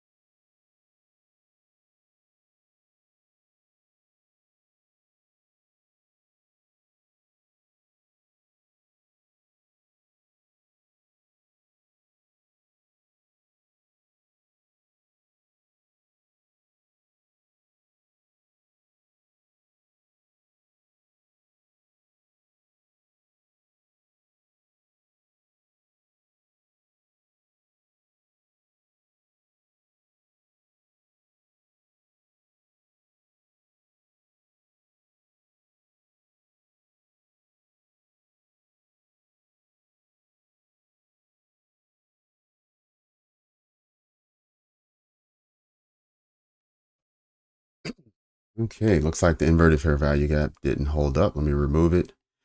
Breaker block also only delivered 10 points or so.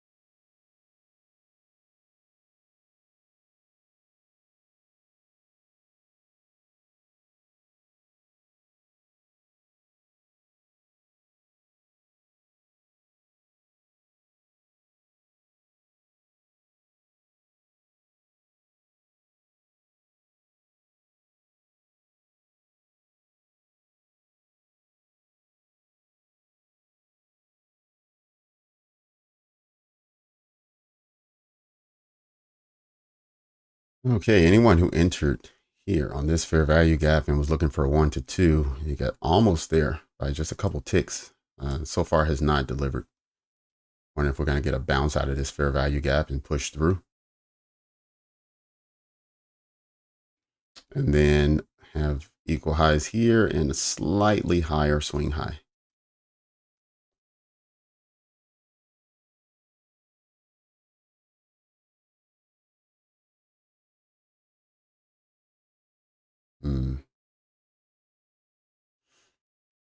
I wonder if we could have used this as a second silver bullet entry. I remember I was saying that these equal highs would be targets after it starts digging in lower.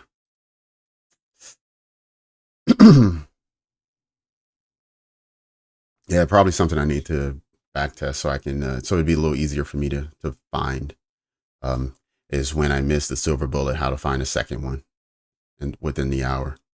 Or when I recognize these equal highs and I start trading away, start looking for fair value gaps to push it back up. So that's a lesson learned. Lesson learned. All right, push through all of those highs. And this would have been another silver bullet entry in between 2 and 3 o'clock, 1 minute time frame, fair value gap with a bullish bias, 1 to 2 trade.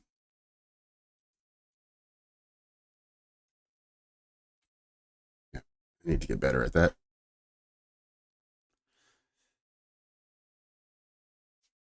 Did anyone take that long? I know quite a few people had a long bias, and so I wonder if anyone else was able to jump in.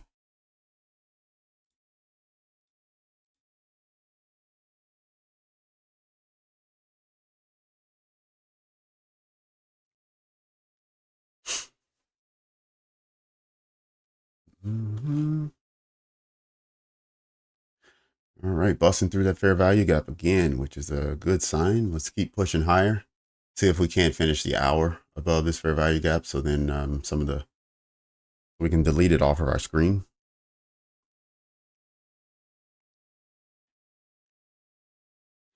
And then we set up for the power hour. It's now 2:52.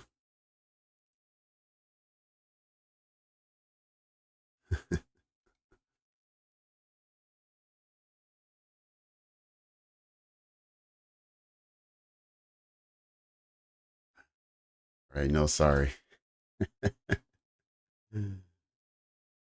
All right, CEO.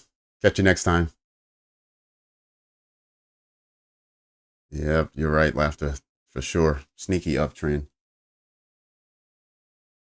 All right, gonna remove this one. Don't need it. Yep, that was the next level I had pointed out. It's 976. So this is all coming from January 2nd downtrend.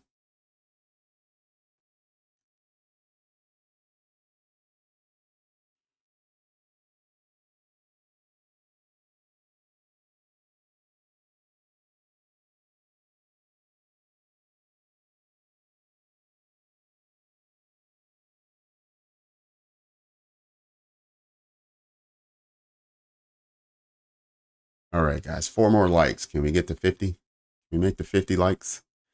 And then let's see what the final hour brings us. Hopefully 50 likes will get YouTube to send us another 30 or 40 people.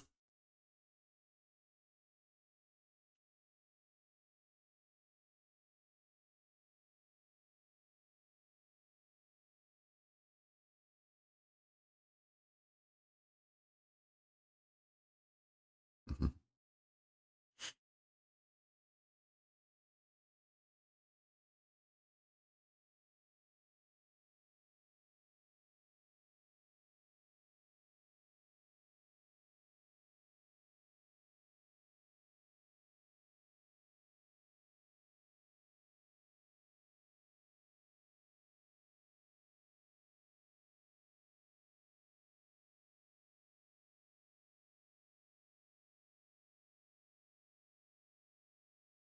Right. Thank you, everyone. Thank you so much for the likes. I appreciate it. We made it.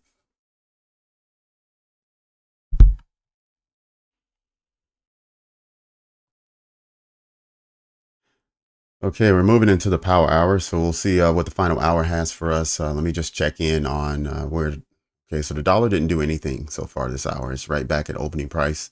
The range was also really small. Pretty much all it did was sweep the lows from the previous hour, and then it stopped. The Dow made big gains during the last hour, so good for the Dow. In fact, it swept highs from Monday at 4 p.m.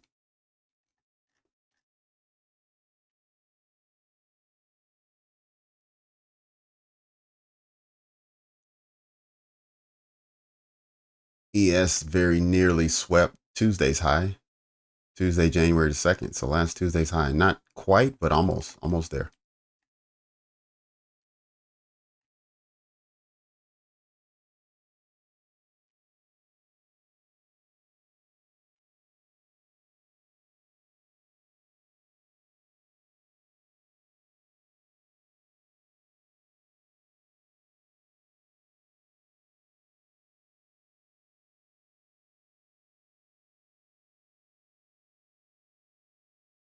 Yep, that same level for Nasdaq, Tuesday's high last Tuesday is 17,036. So let's see if that's where we end up.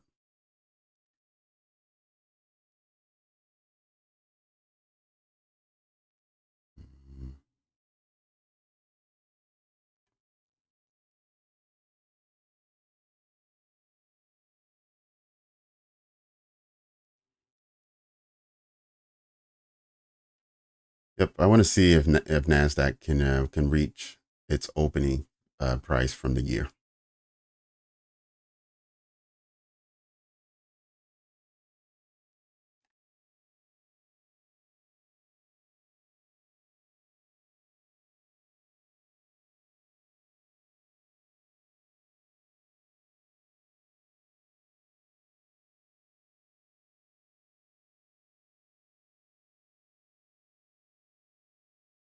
I'm thinking somewhere between 17,030, 17,050.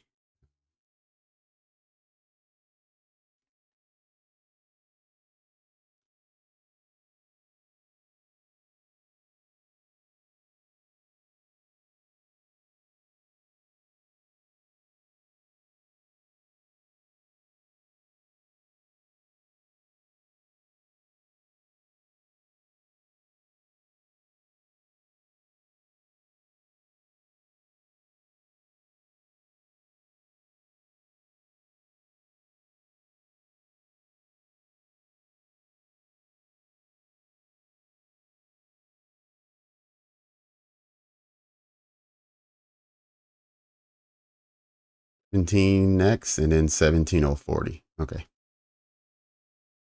so those are the next two levels.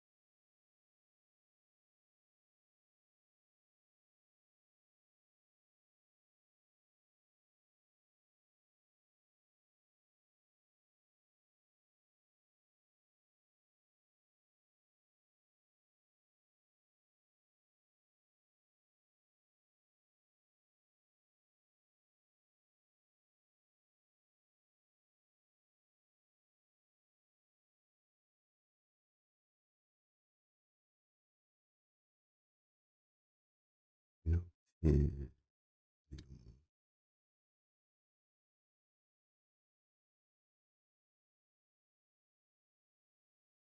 Okay. 17016, January 2nd. Okay.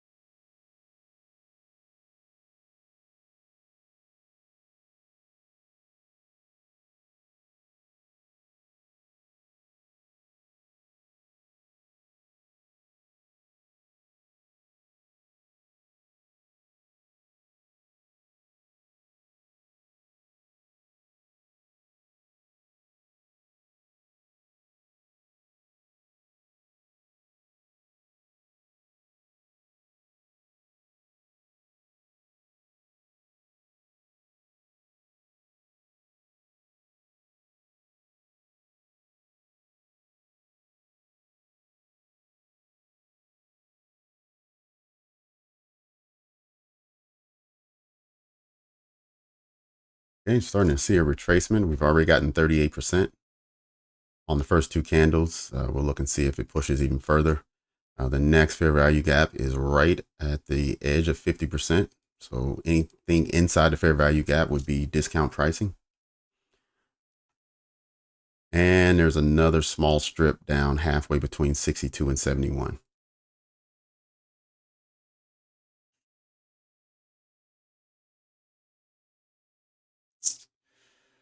Um,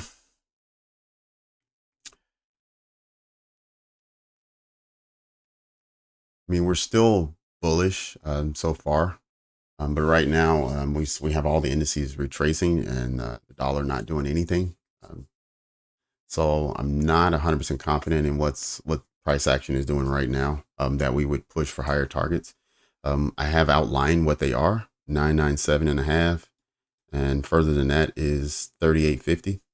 But really, I'm looking for the dollar to do something. And if it would push lower and take out its lows from today, that would be helpful.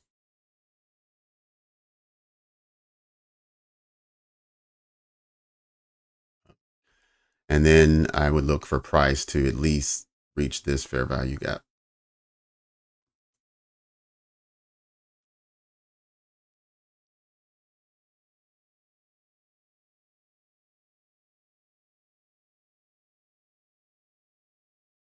Like a price, if it buys up from here, I'm happy to watch it go.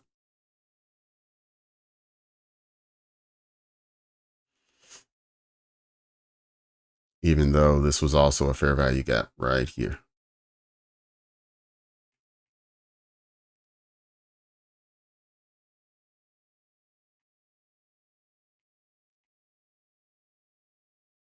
All right, traded through and closed below, so the fair value gap disappeared.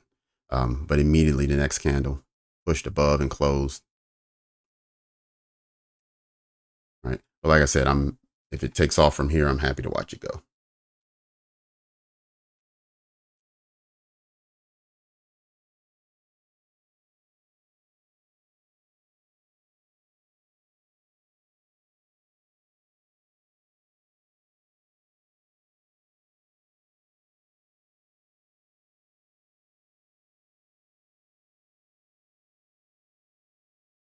All right, the dollar did make those lows. It swept the low from, what time was that? The 10 o'clock hour. That's a good move. Hopefully that continues.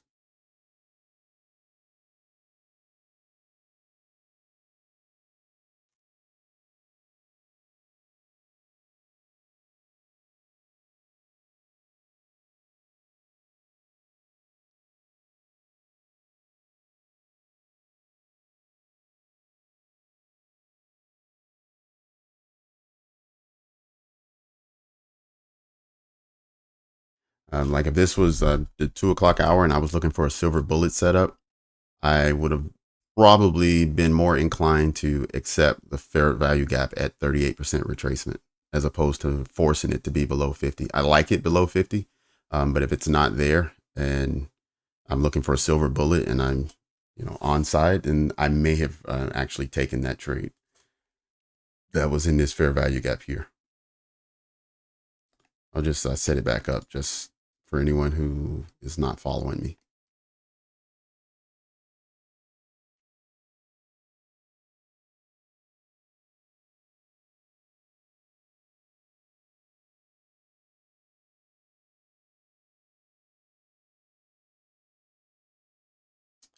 Yeah, you're right. Because we have this one right here, which is nice and right. That's a good one. Let's look at the 5 minute and see what's there. Well, actually, let me stair step up. Here's a 2 minute.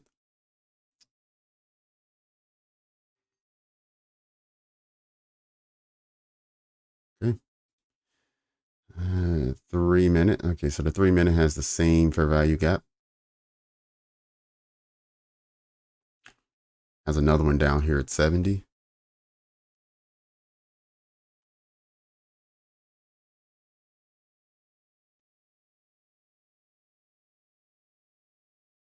All right, 5 minute. Yeah, sweet. See, that's the one right there.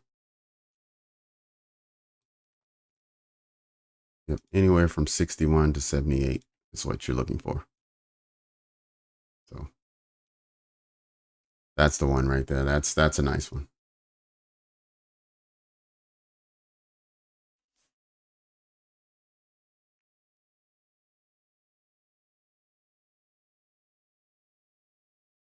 Get back to lower time frame.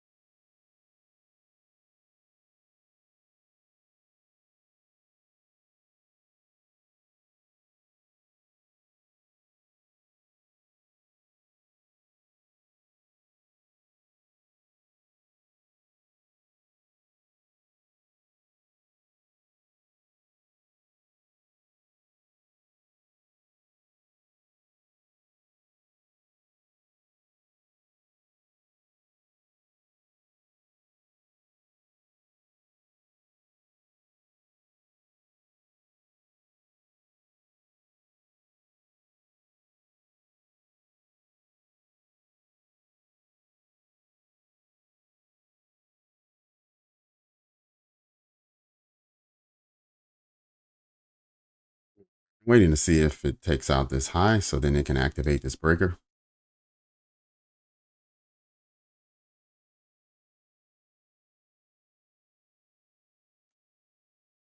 Let me stretch this down.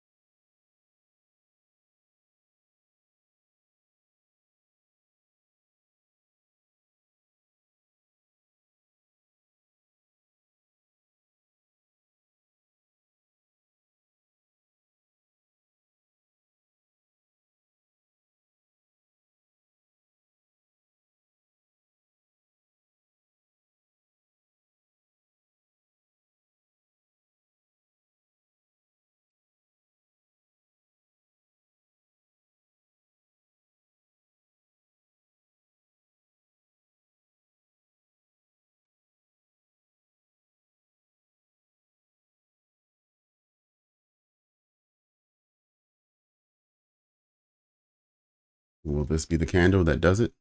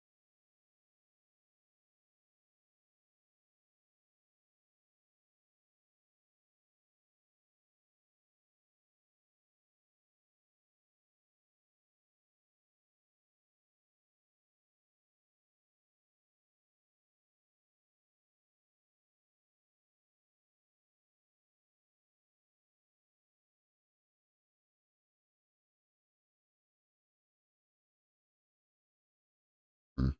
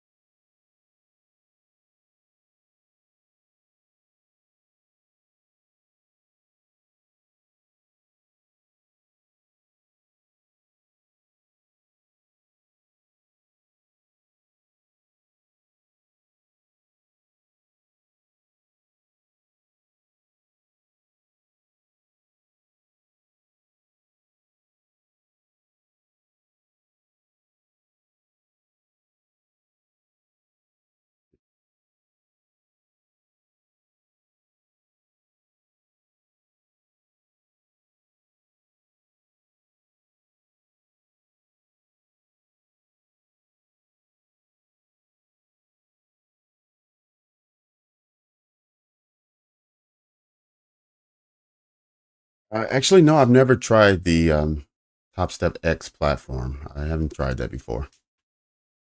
I've seen someone on a live stream use it, and I've heard it's decent. But no, I've never given it a shot. Oh wow. Okay.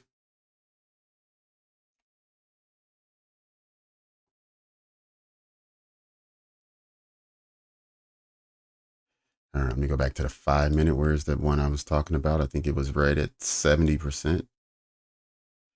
Yep, right here. Okay, good thing I didn't take that. That would have been a loss in 2 seconds. Oh my goodness. All right, so let's see where we are. This time frame, we're still good. We haven't broken market structure, not on the 5-minute, but on the lower time frame, I imagine we have 4-minute no, 3-minute no, 2-minute. We didn't get consecutive candles, but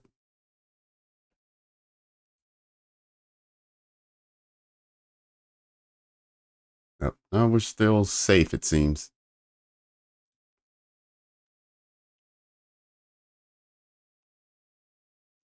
Let's just wait for this 5-minute candle to close up on us.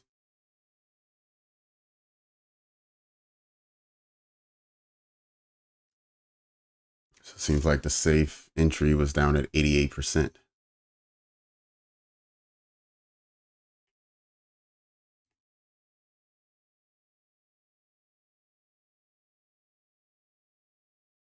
That was quite a retracement.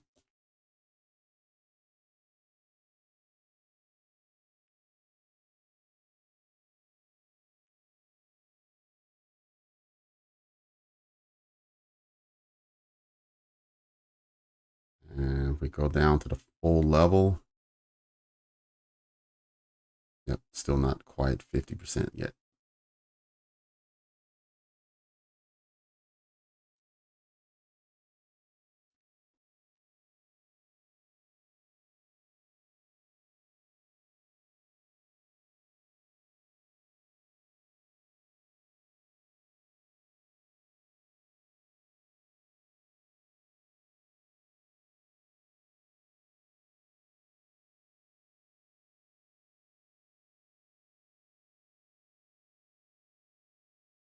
Oh, really?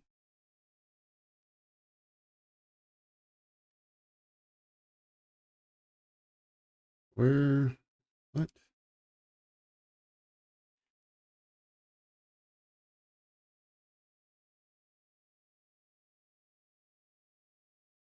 William Speaks, yellow folder.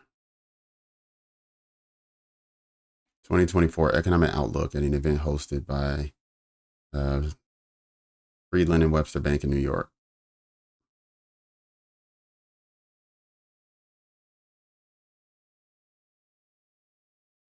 How is this low impact?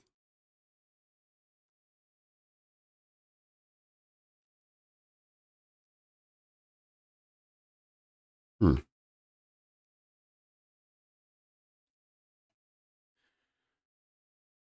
Interesting. Very interesting. I'm going to go back to my medium high impact calendar, but that's interesting that an FOMC member speaking is low impact. And then we see this at 3:15. I mean, not that it was a huge move, but compared to what we'd seen before, it was pretty energetic.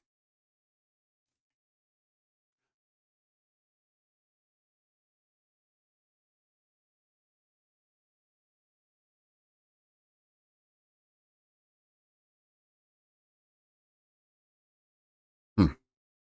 Unreal.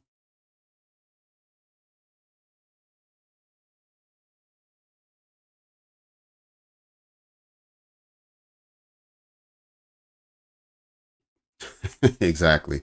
So they put it as low impact, so no one pays attention to it, and then they manipulate the market. Yeah.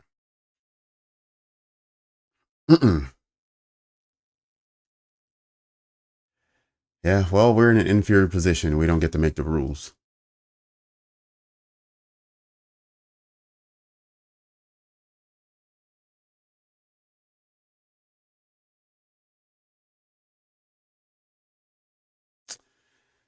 Not quite. It did on the lower time frames though. So like if you're looking at like the 1 minute, yeah, we got a. I would say we probably broke structure here. We failed to take over the low, and then it just supported and just pushed down harder.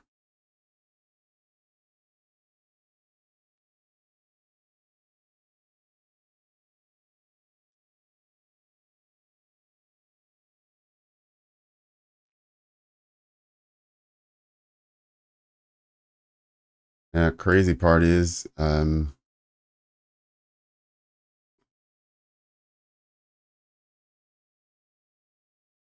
I have someone mention breaker recently?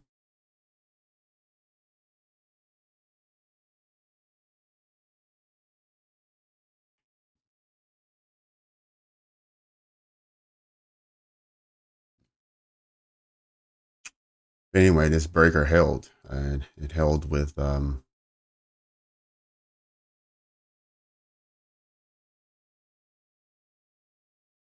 me find the time frame that I marked that up because it wasn't this one.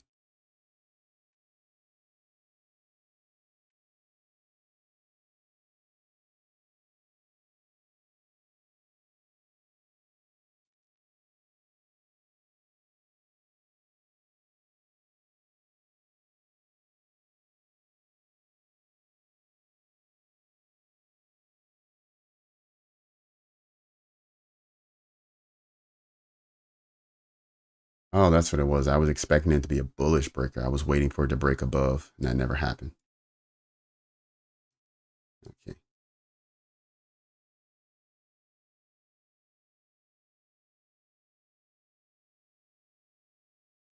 Delete that. And we look at price just running away from us now.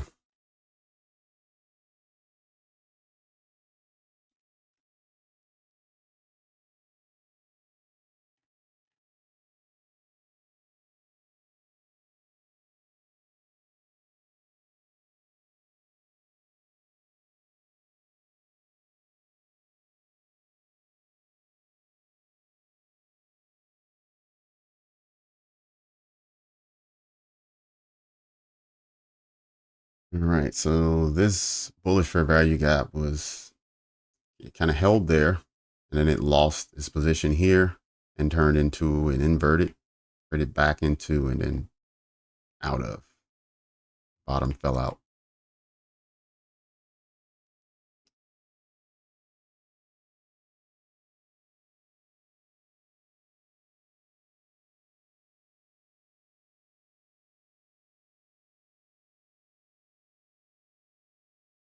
All right. Well, I guess they don't want price to run away too far before CPI comes tomorrow.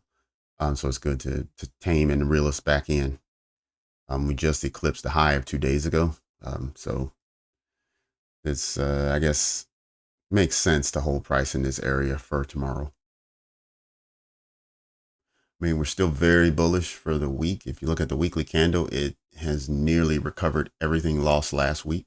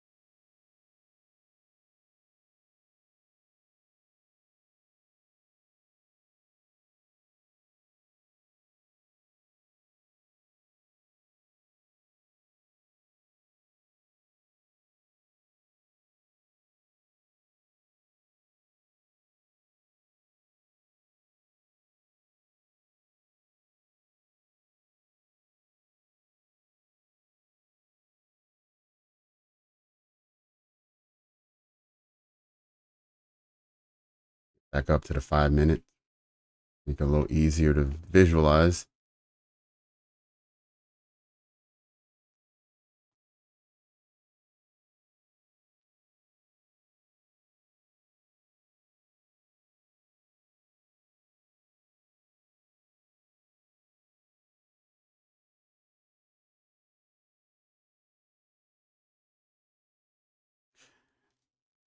All right, just measuring the move from the afternoon.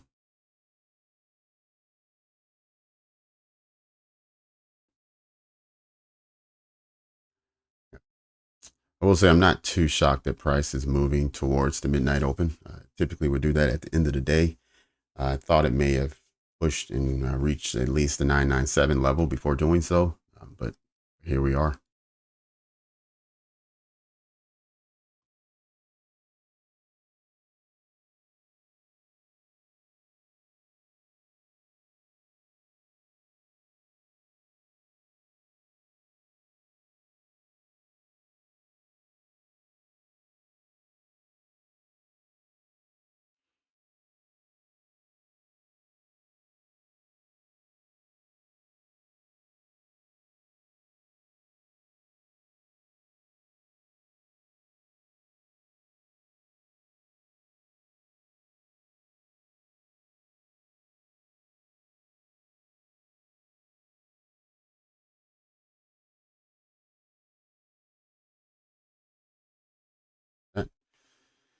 All right, much nice. I'm glad I can get rid of that because on the 15-minute, this push up closed above.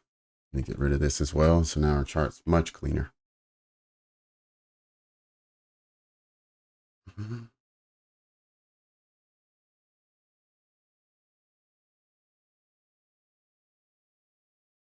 Oh, nice. Okay.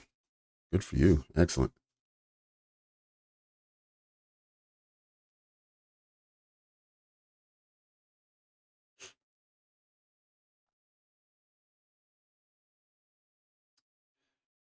All right. Look at this fair value gap here holding.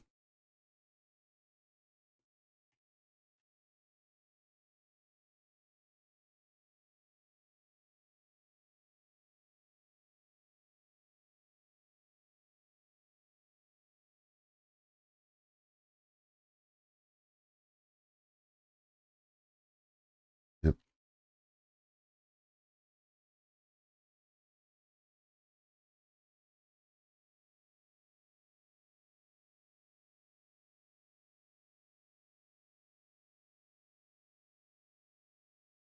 All right. So it looks like when price took off and eclipsed these highs, I had never traded back into this candle body. This fair value gap prevented that. So it just kind of ran up, never came back down. And now we're finally into the fair value gap, finally retesting these bodies that were overtaken at 2 o'clock.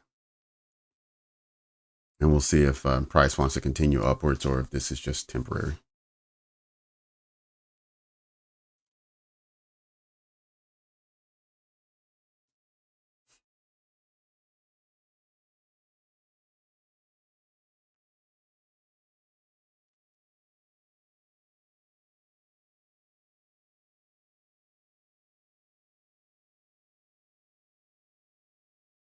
Yeah, let's go to a lower time frame. Go.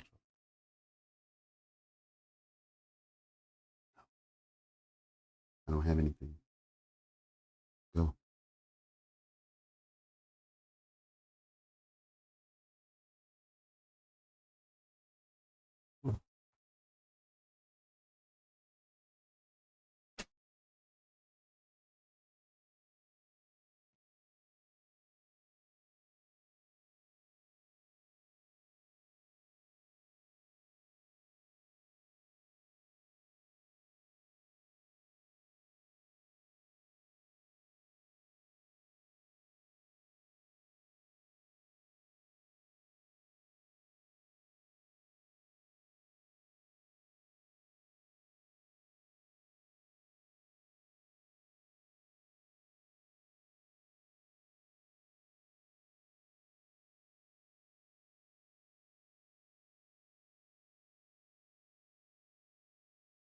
Oh, Lexart, not often. If I'm using seconds, like the 30-second chart or 15-second, that's usually if I'm scalping and I'm just looking for a small 5 or 10 point movement. But otherwise, yeah, I don't use the second chart that often.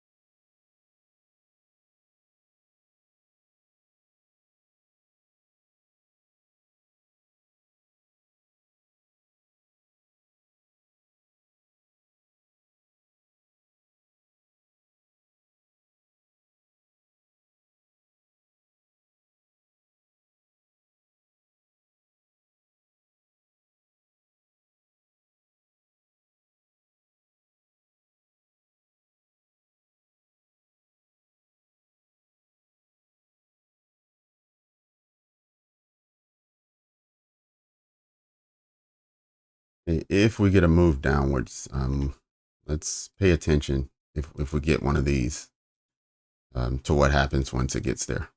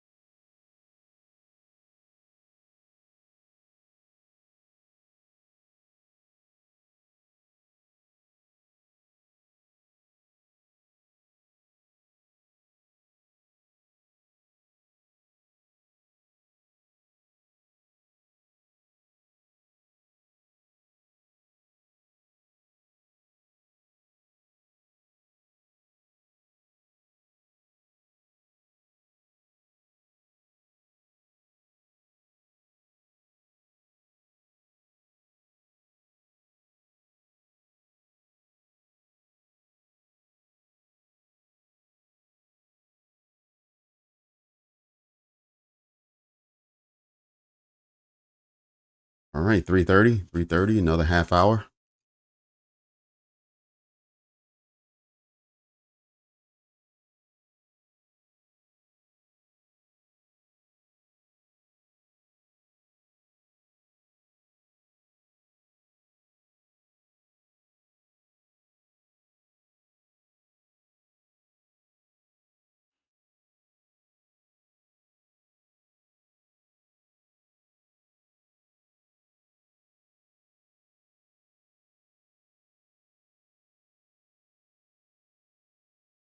Brother Freeze, sweet man, good job, way to go. If I had that much, I'd be out as well.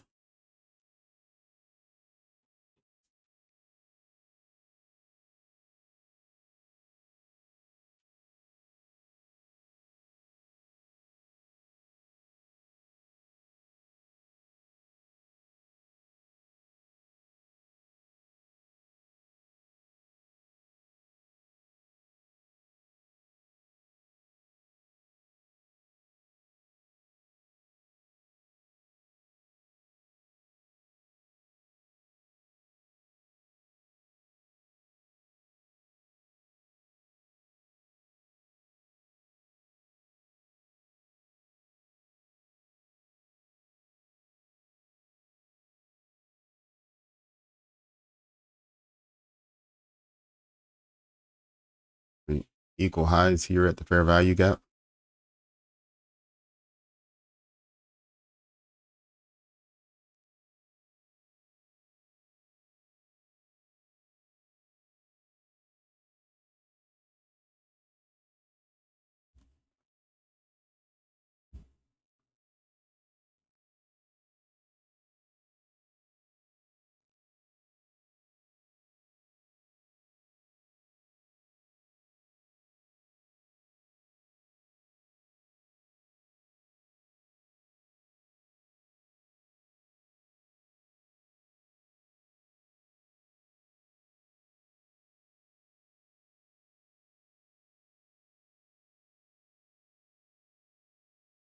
All right, short lived. Didn't take it out yet.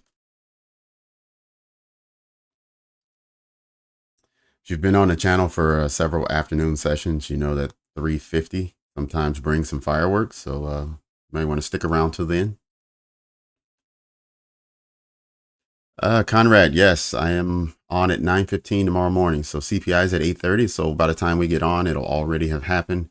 We'll already have seen the initial reaction, and we'll just be awaiting the opening bell.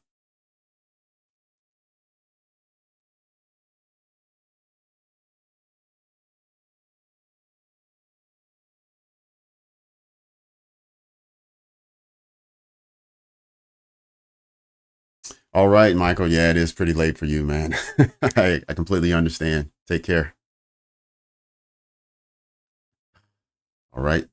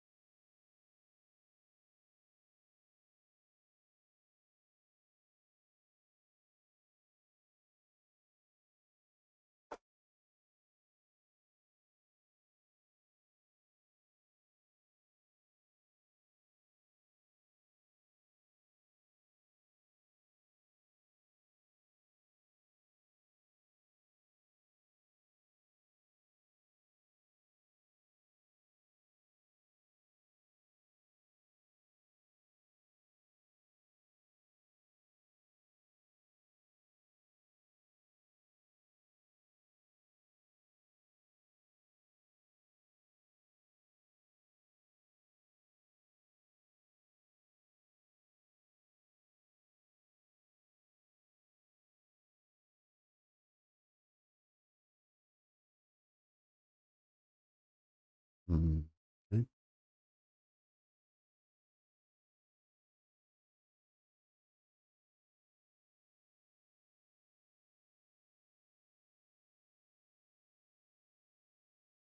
Oh, that reminds me, I need to get the invitations out after today's session for tomorrow.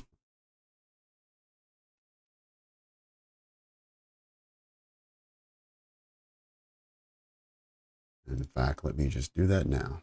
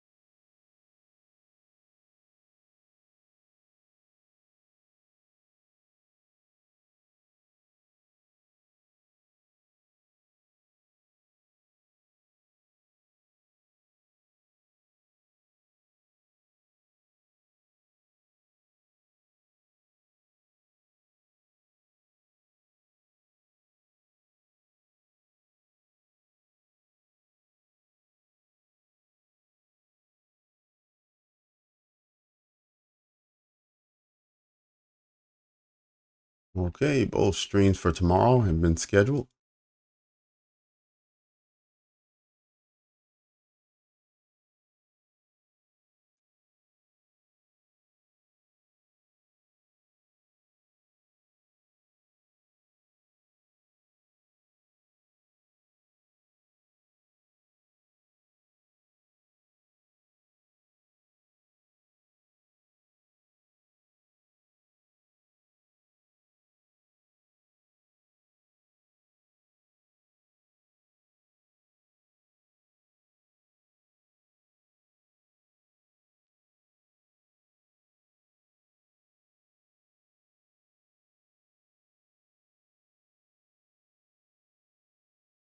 All right, there we go. So now we have January 11th and January 12th already scheduled. So we're good for the rest of this week.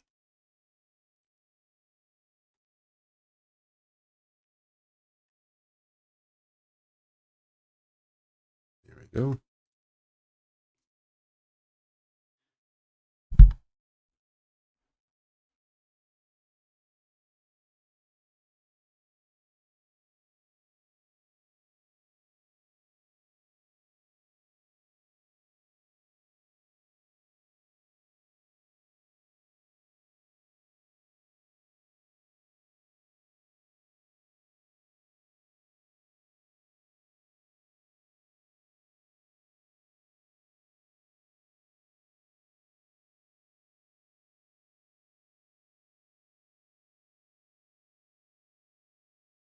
Looks like we might get a breach of this low here. So I was mentioning earlier, and see how it reacts. We're 20 minutes before the hour.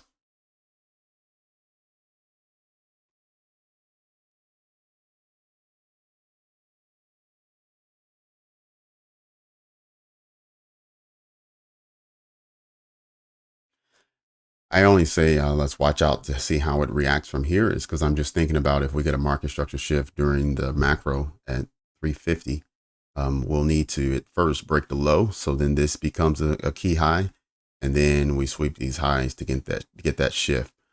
Without breaking this low, we need to get back up here, which takes longer and is less likely to happen.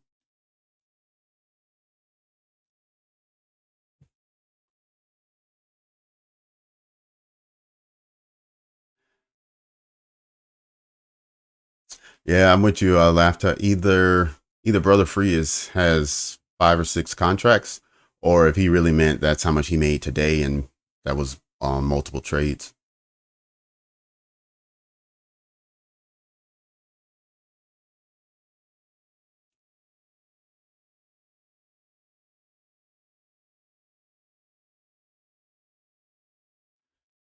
All right, we have a break of that low now. Let's see what the next candle brings.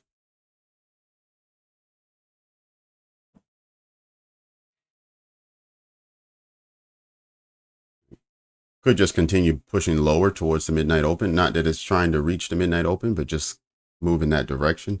The midnight open is pretty far away. It's at 827.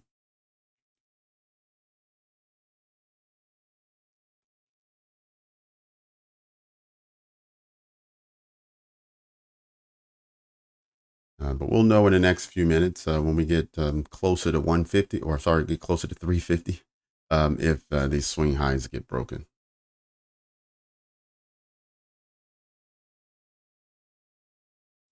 Particularly this one.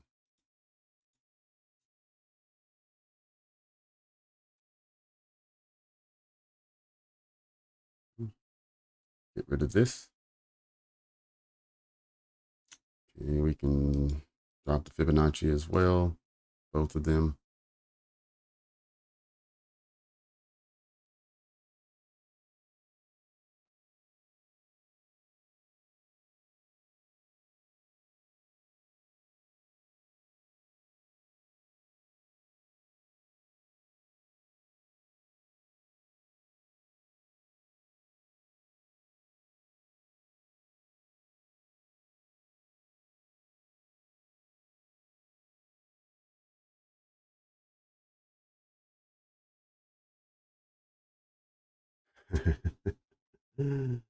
Yep.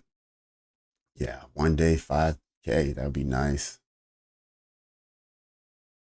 But trading one contract is enough. You can do well with one contract. You can do it with one trade. If you're looking at getting somewhere above 30 points, so you're talking $600.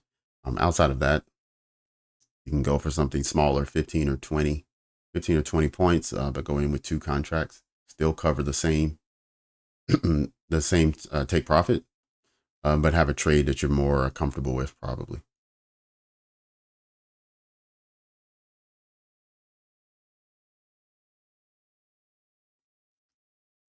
It just really depends on where people's comfort level is. Like if you're really comfortable with a certain trade, even if it's a small, like if it's a scalp and you're going to get 8 points out of it, you just go in with 4 contracts and then you end up with 32 points.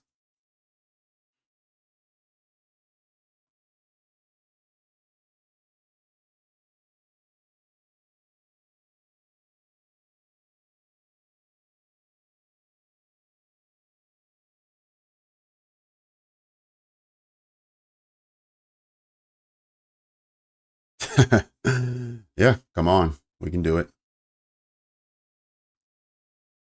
Have a live trading session uh, with more than one person here.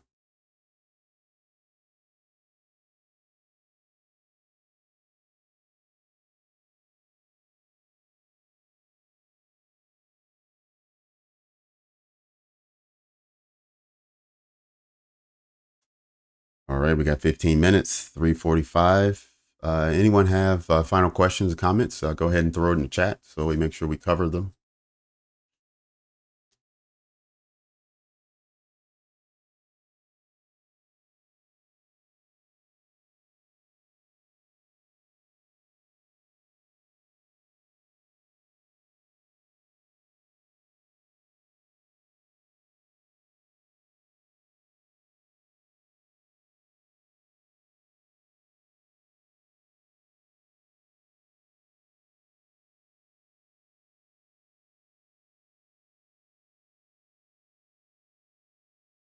Yep, want to be careful here, right? This is our low. This is our high, right? Or I'm sorry, this one. If we take out this low now, keep in mind this becomes our high. And then market structure shift becomes much easier to accomplish. Sell off next 2 days. Yeah, that actually could happen. Oh, Low, welcome back. Haven't heard from you today. Yeah, you're right. There could be a sell off for sure. And maybe that was why we ran back up to near yearly highs. We haven't quite accomplished the highs from January 2nd, but we're near them. And made a full, almost a full retracement of that bearish week from last week.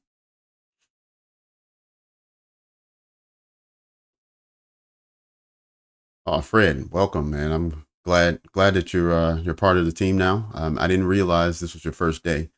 Sometimes it just takes people a while to introduce themselves or feel like feel comfortable asking a question. But been a pleasure having you as well. Hope to see you again. We're back at it tomorrow morning at 9:15, just before the opening bell. 16,900. You can see an entrance. Okay.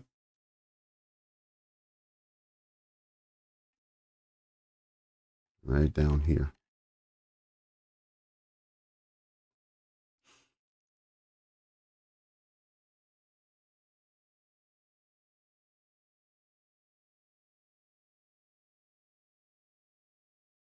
Oh, wow. All right.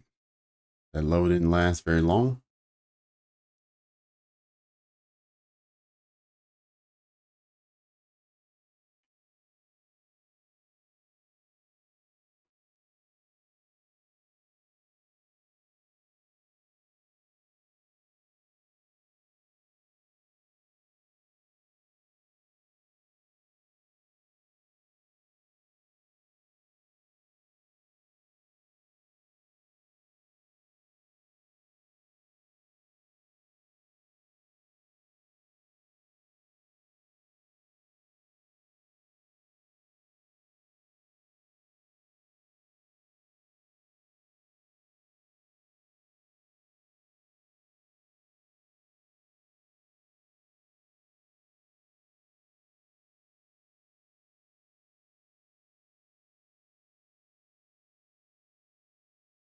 Okay. All right. I haven't heard 20-day lows, the IPDA, 20-day, 40-day, and 60-day in a while, but I'm following you. I understand where you're going with that. So 20-day low essentially is a monthly calendar, because it's what, 21, 22 trading days in a month. Plus you take maybe 1 or 2 holidays. So 20 days. Yeah, it's about a month.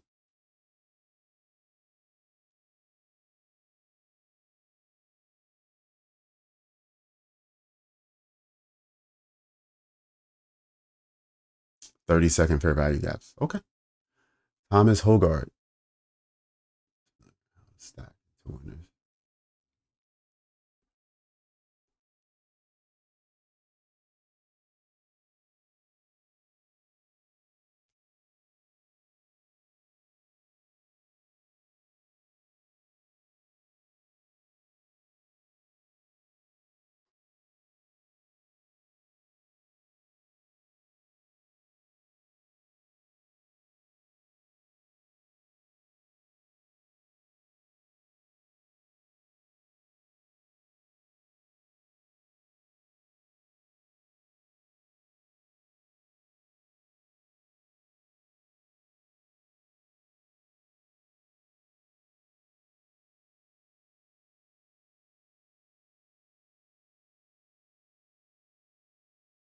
Okay, last 10 minutes now.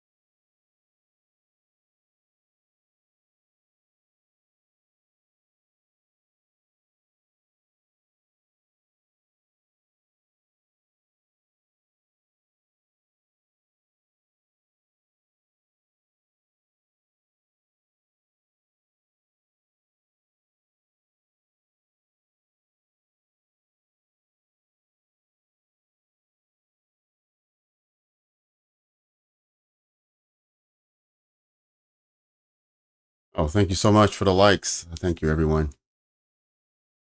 Okay, man. I hope so. Thank you.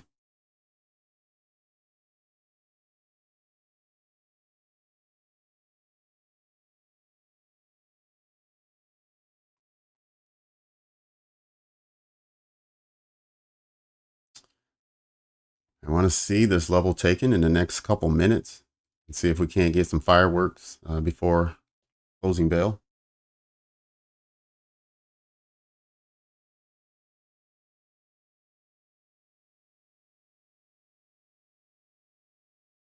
But if not, I'm happy to walk into tomorrow in my current position.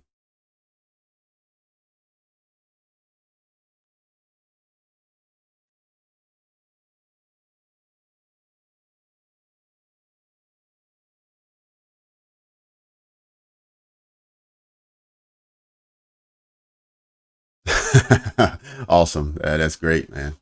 Thanks, Al. Thanks for that confirmation.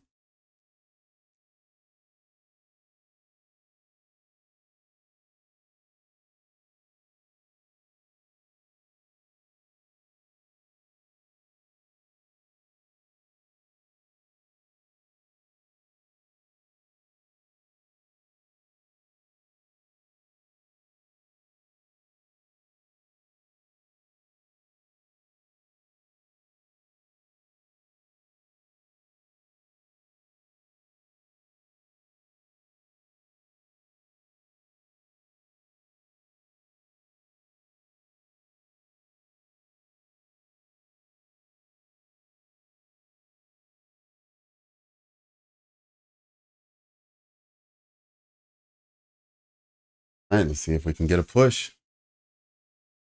There's still enough time. 1900. You did say that 16900. And it looks like that's, well, it was a long entry.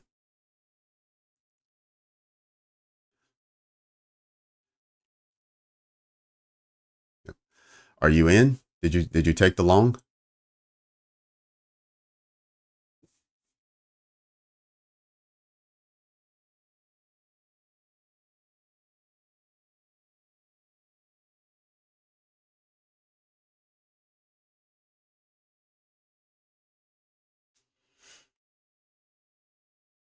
Okay, here we go. Go ahead and get up there. We break this high. We look for a fair value gap. Area of interest is right here. We have 3, 4 candle highs, equal highs there. Bingo. Get rid of you.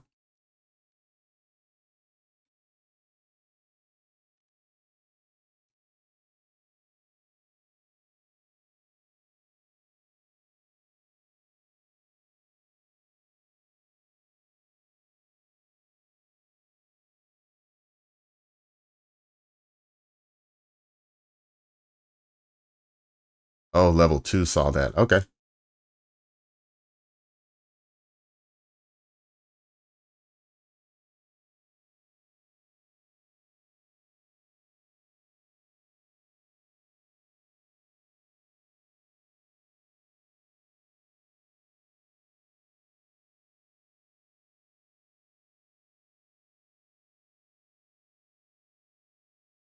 Hmm.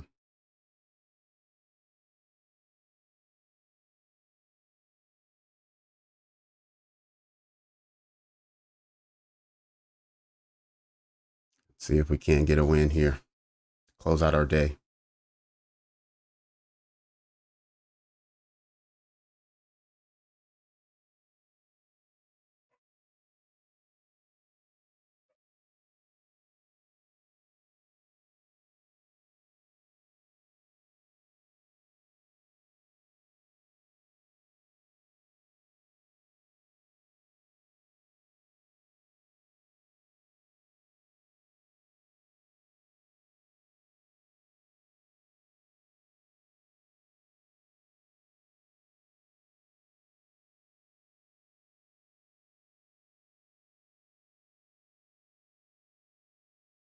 All right, we got 15 minutes to get up there. Let's see if we can do it.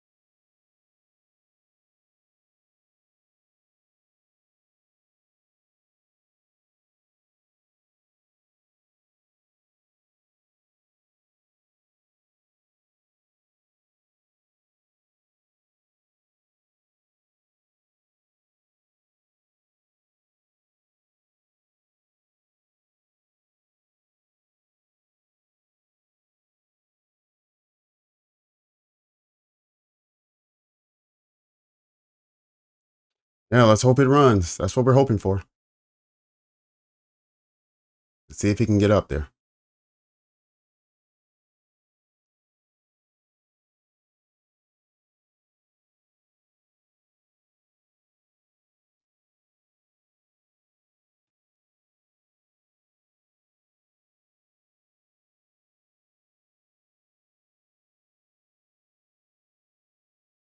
Hmm. Let's see where we are. It's we're at 4 o'clock now. We're almost there. Just want to reduce my risk, make sure it doesn't run back on me. Can't imagine it giving a fair value gap entry this late with people looking at it. Market tends to not give too many entries after it's showed its hand.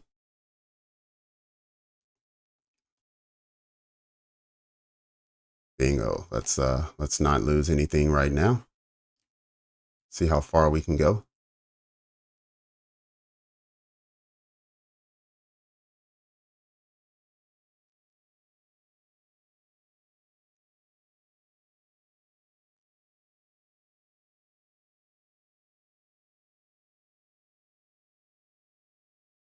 Okay, you got almost close to those equal highs.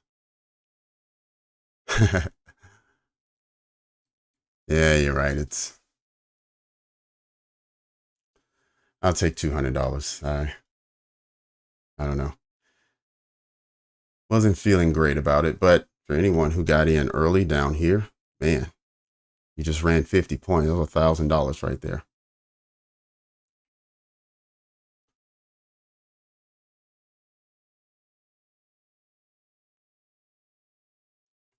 Yep, let me put my original trade back up for anyone who took that trade.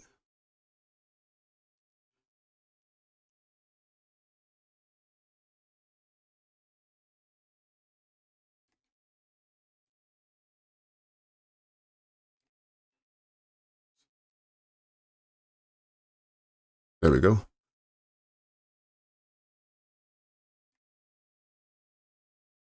2 to 1 is right there. Let's see, the risk was, 15 and something. Yeah, so 31 point take profit. Oh, nope, sorry. I don't have it set up properly. That's where it goes.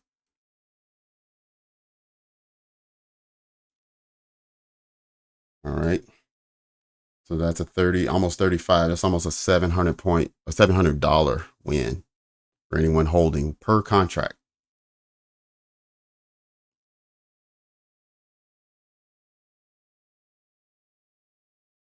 Yeah, I could have.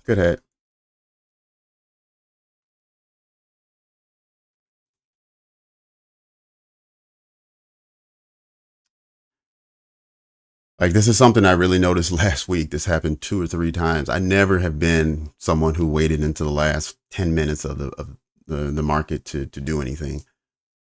And I only by watching it day after day last week, and it's like, okay, well, let's give it a shot.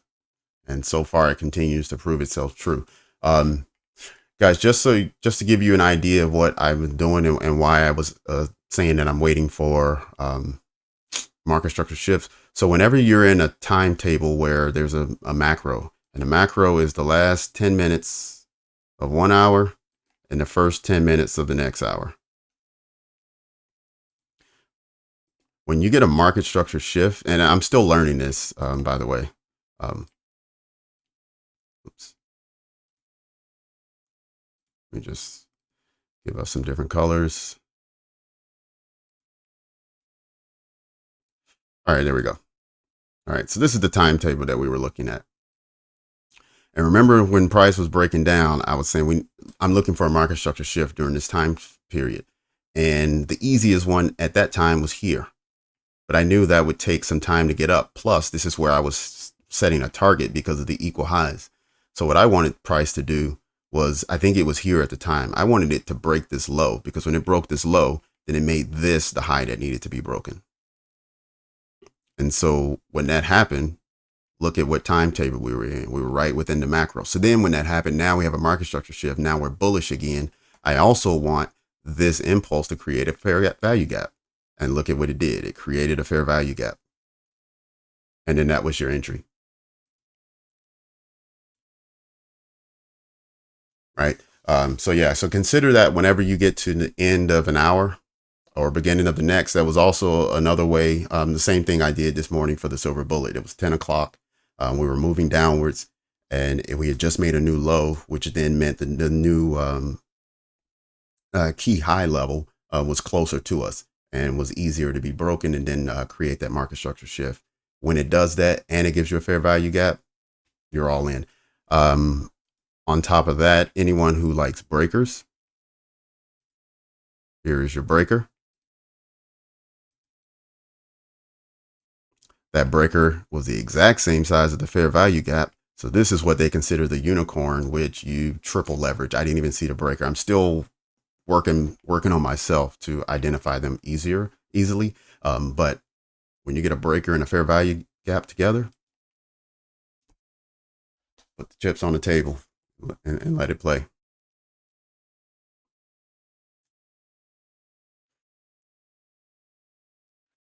All right, we'll see if we can finish this 1 to 2. We are up at the time now. It's 4 after. It's another 6 minutes.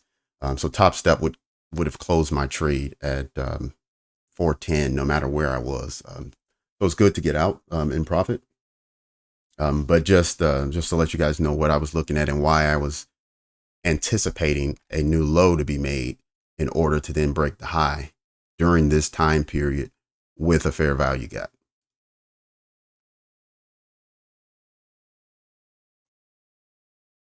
Yep. So one of the big things that I learned from ICT through his teaching and training is he always speaks about time and price, and he always says time is the most important, and then price is next important.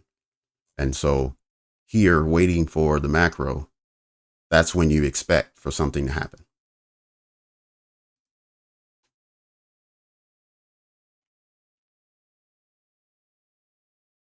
And it won't be every hour. So if it did, so let's say this was the morning and it was the 9:50 to 10:10 macro and nothing happened, then you wait for 10:50 to 11:10 macro and see if you get a market structure shift during that time period.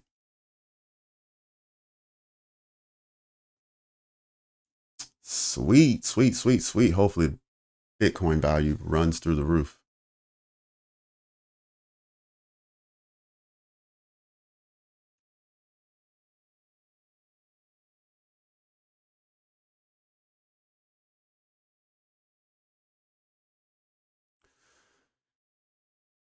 All right, unless we get some fireworks really soon, this 1 to 2 trade's not going to materialize, but you can see that we had 3 candles take out these equal highs, which was, excuse me, the liquidity target. This 1 to 2 is just my strategy, and generally it works out. So what's going to happen is if it closes and it hasn't completed, when we open back up at 1800, then you'll see a push up and it'll achieve it. But the low hanging fruit is liquidity, equal highs.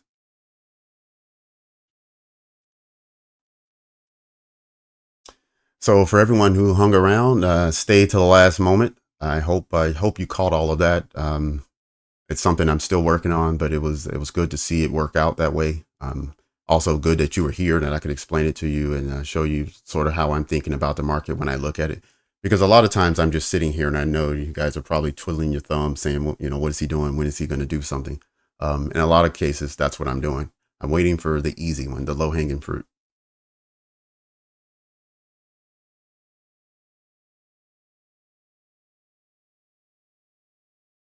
Oh, wow. Invest. Sweet, sweet, sweet, man. Congratulations. Congrats.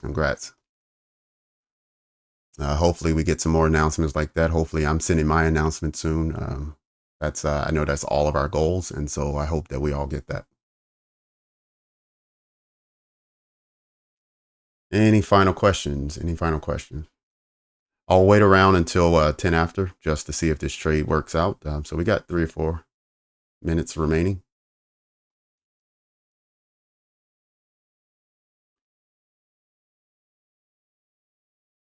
Thank you. Thank you, ABS Phoenix. Appreciate it.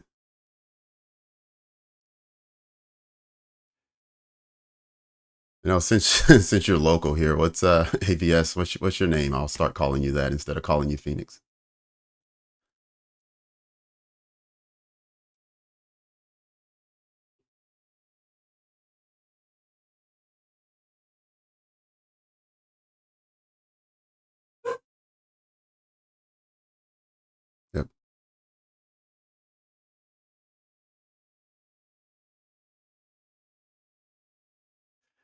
Yep, TJ, you're right, man. It would have been nice to have, if I had noticed this breaker the same size as the fair value gap, then maybe I would have gone in with 3 contracts.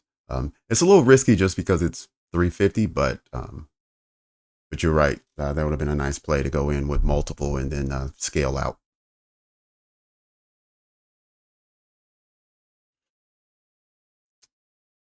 Yep. Armando, thank you very much, man. Good to have you in the room. Oh, Antonio. Alrighty. Okay, Antonio. Thanks, man. It's been good having you in the chat recently over the last, I guess, 2 weeks. I guess you've been with us, 2 to 3 weeks. Um, the room is growing, and I'm really happy with the progress that's being made. Even in my trading is getting better as well. So I hope you guys are feeling those benefits too. All right, we got about 45 seconds to go to see if we can run up 15 points. So that's likely not going to happen. Definitely likely not going to happen.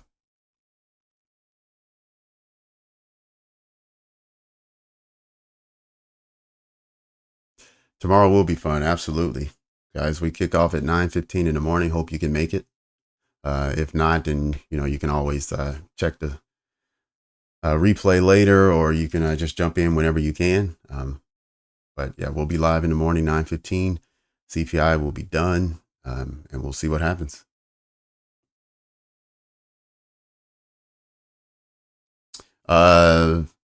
Mark, 9:15 in the morning. So 15 minutes before the opening bell. All right, guys, I'm shutting it down too. Caveman, Zach, Antonio, Mark.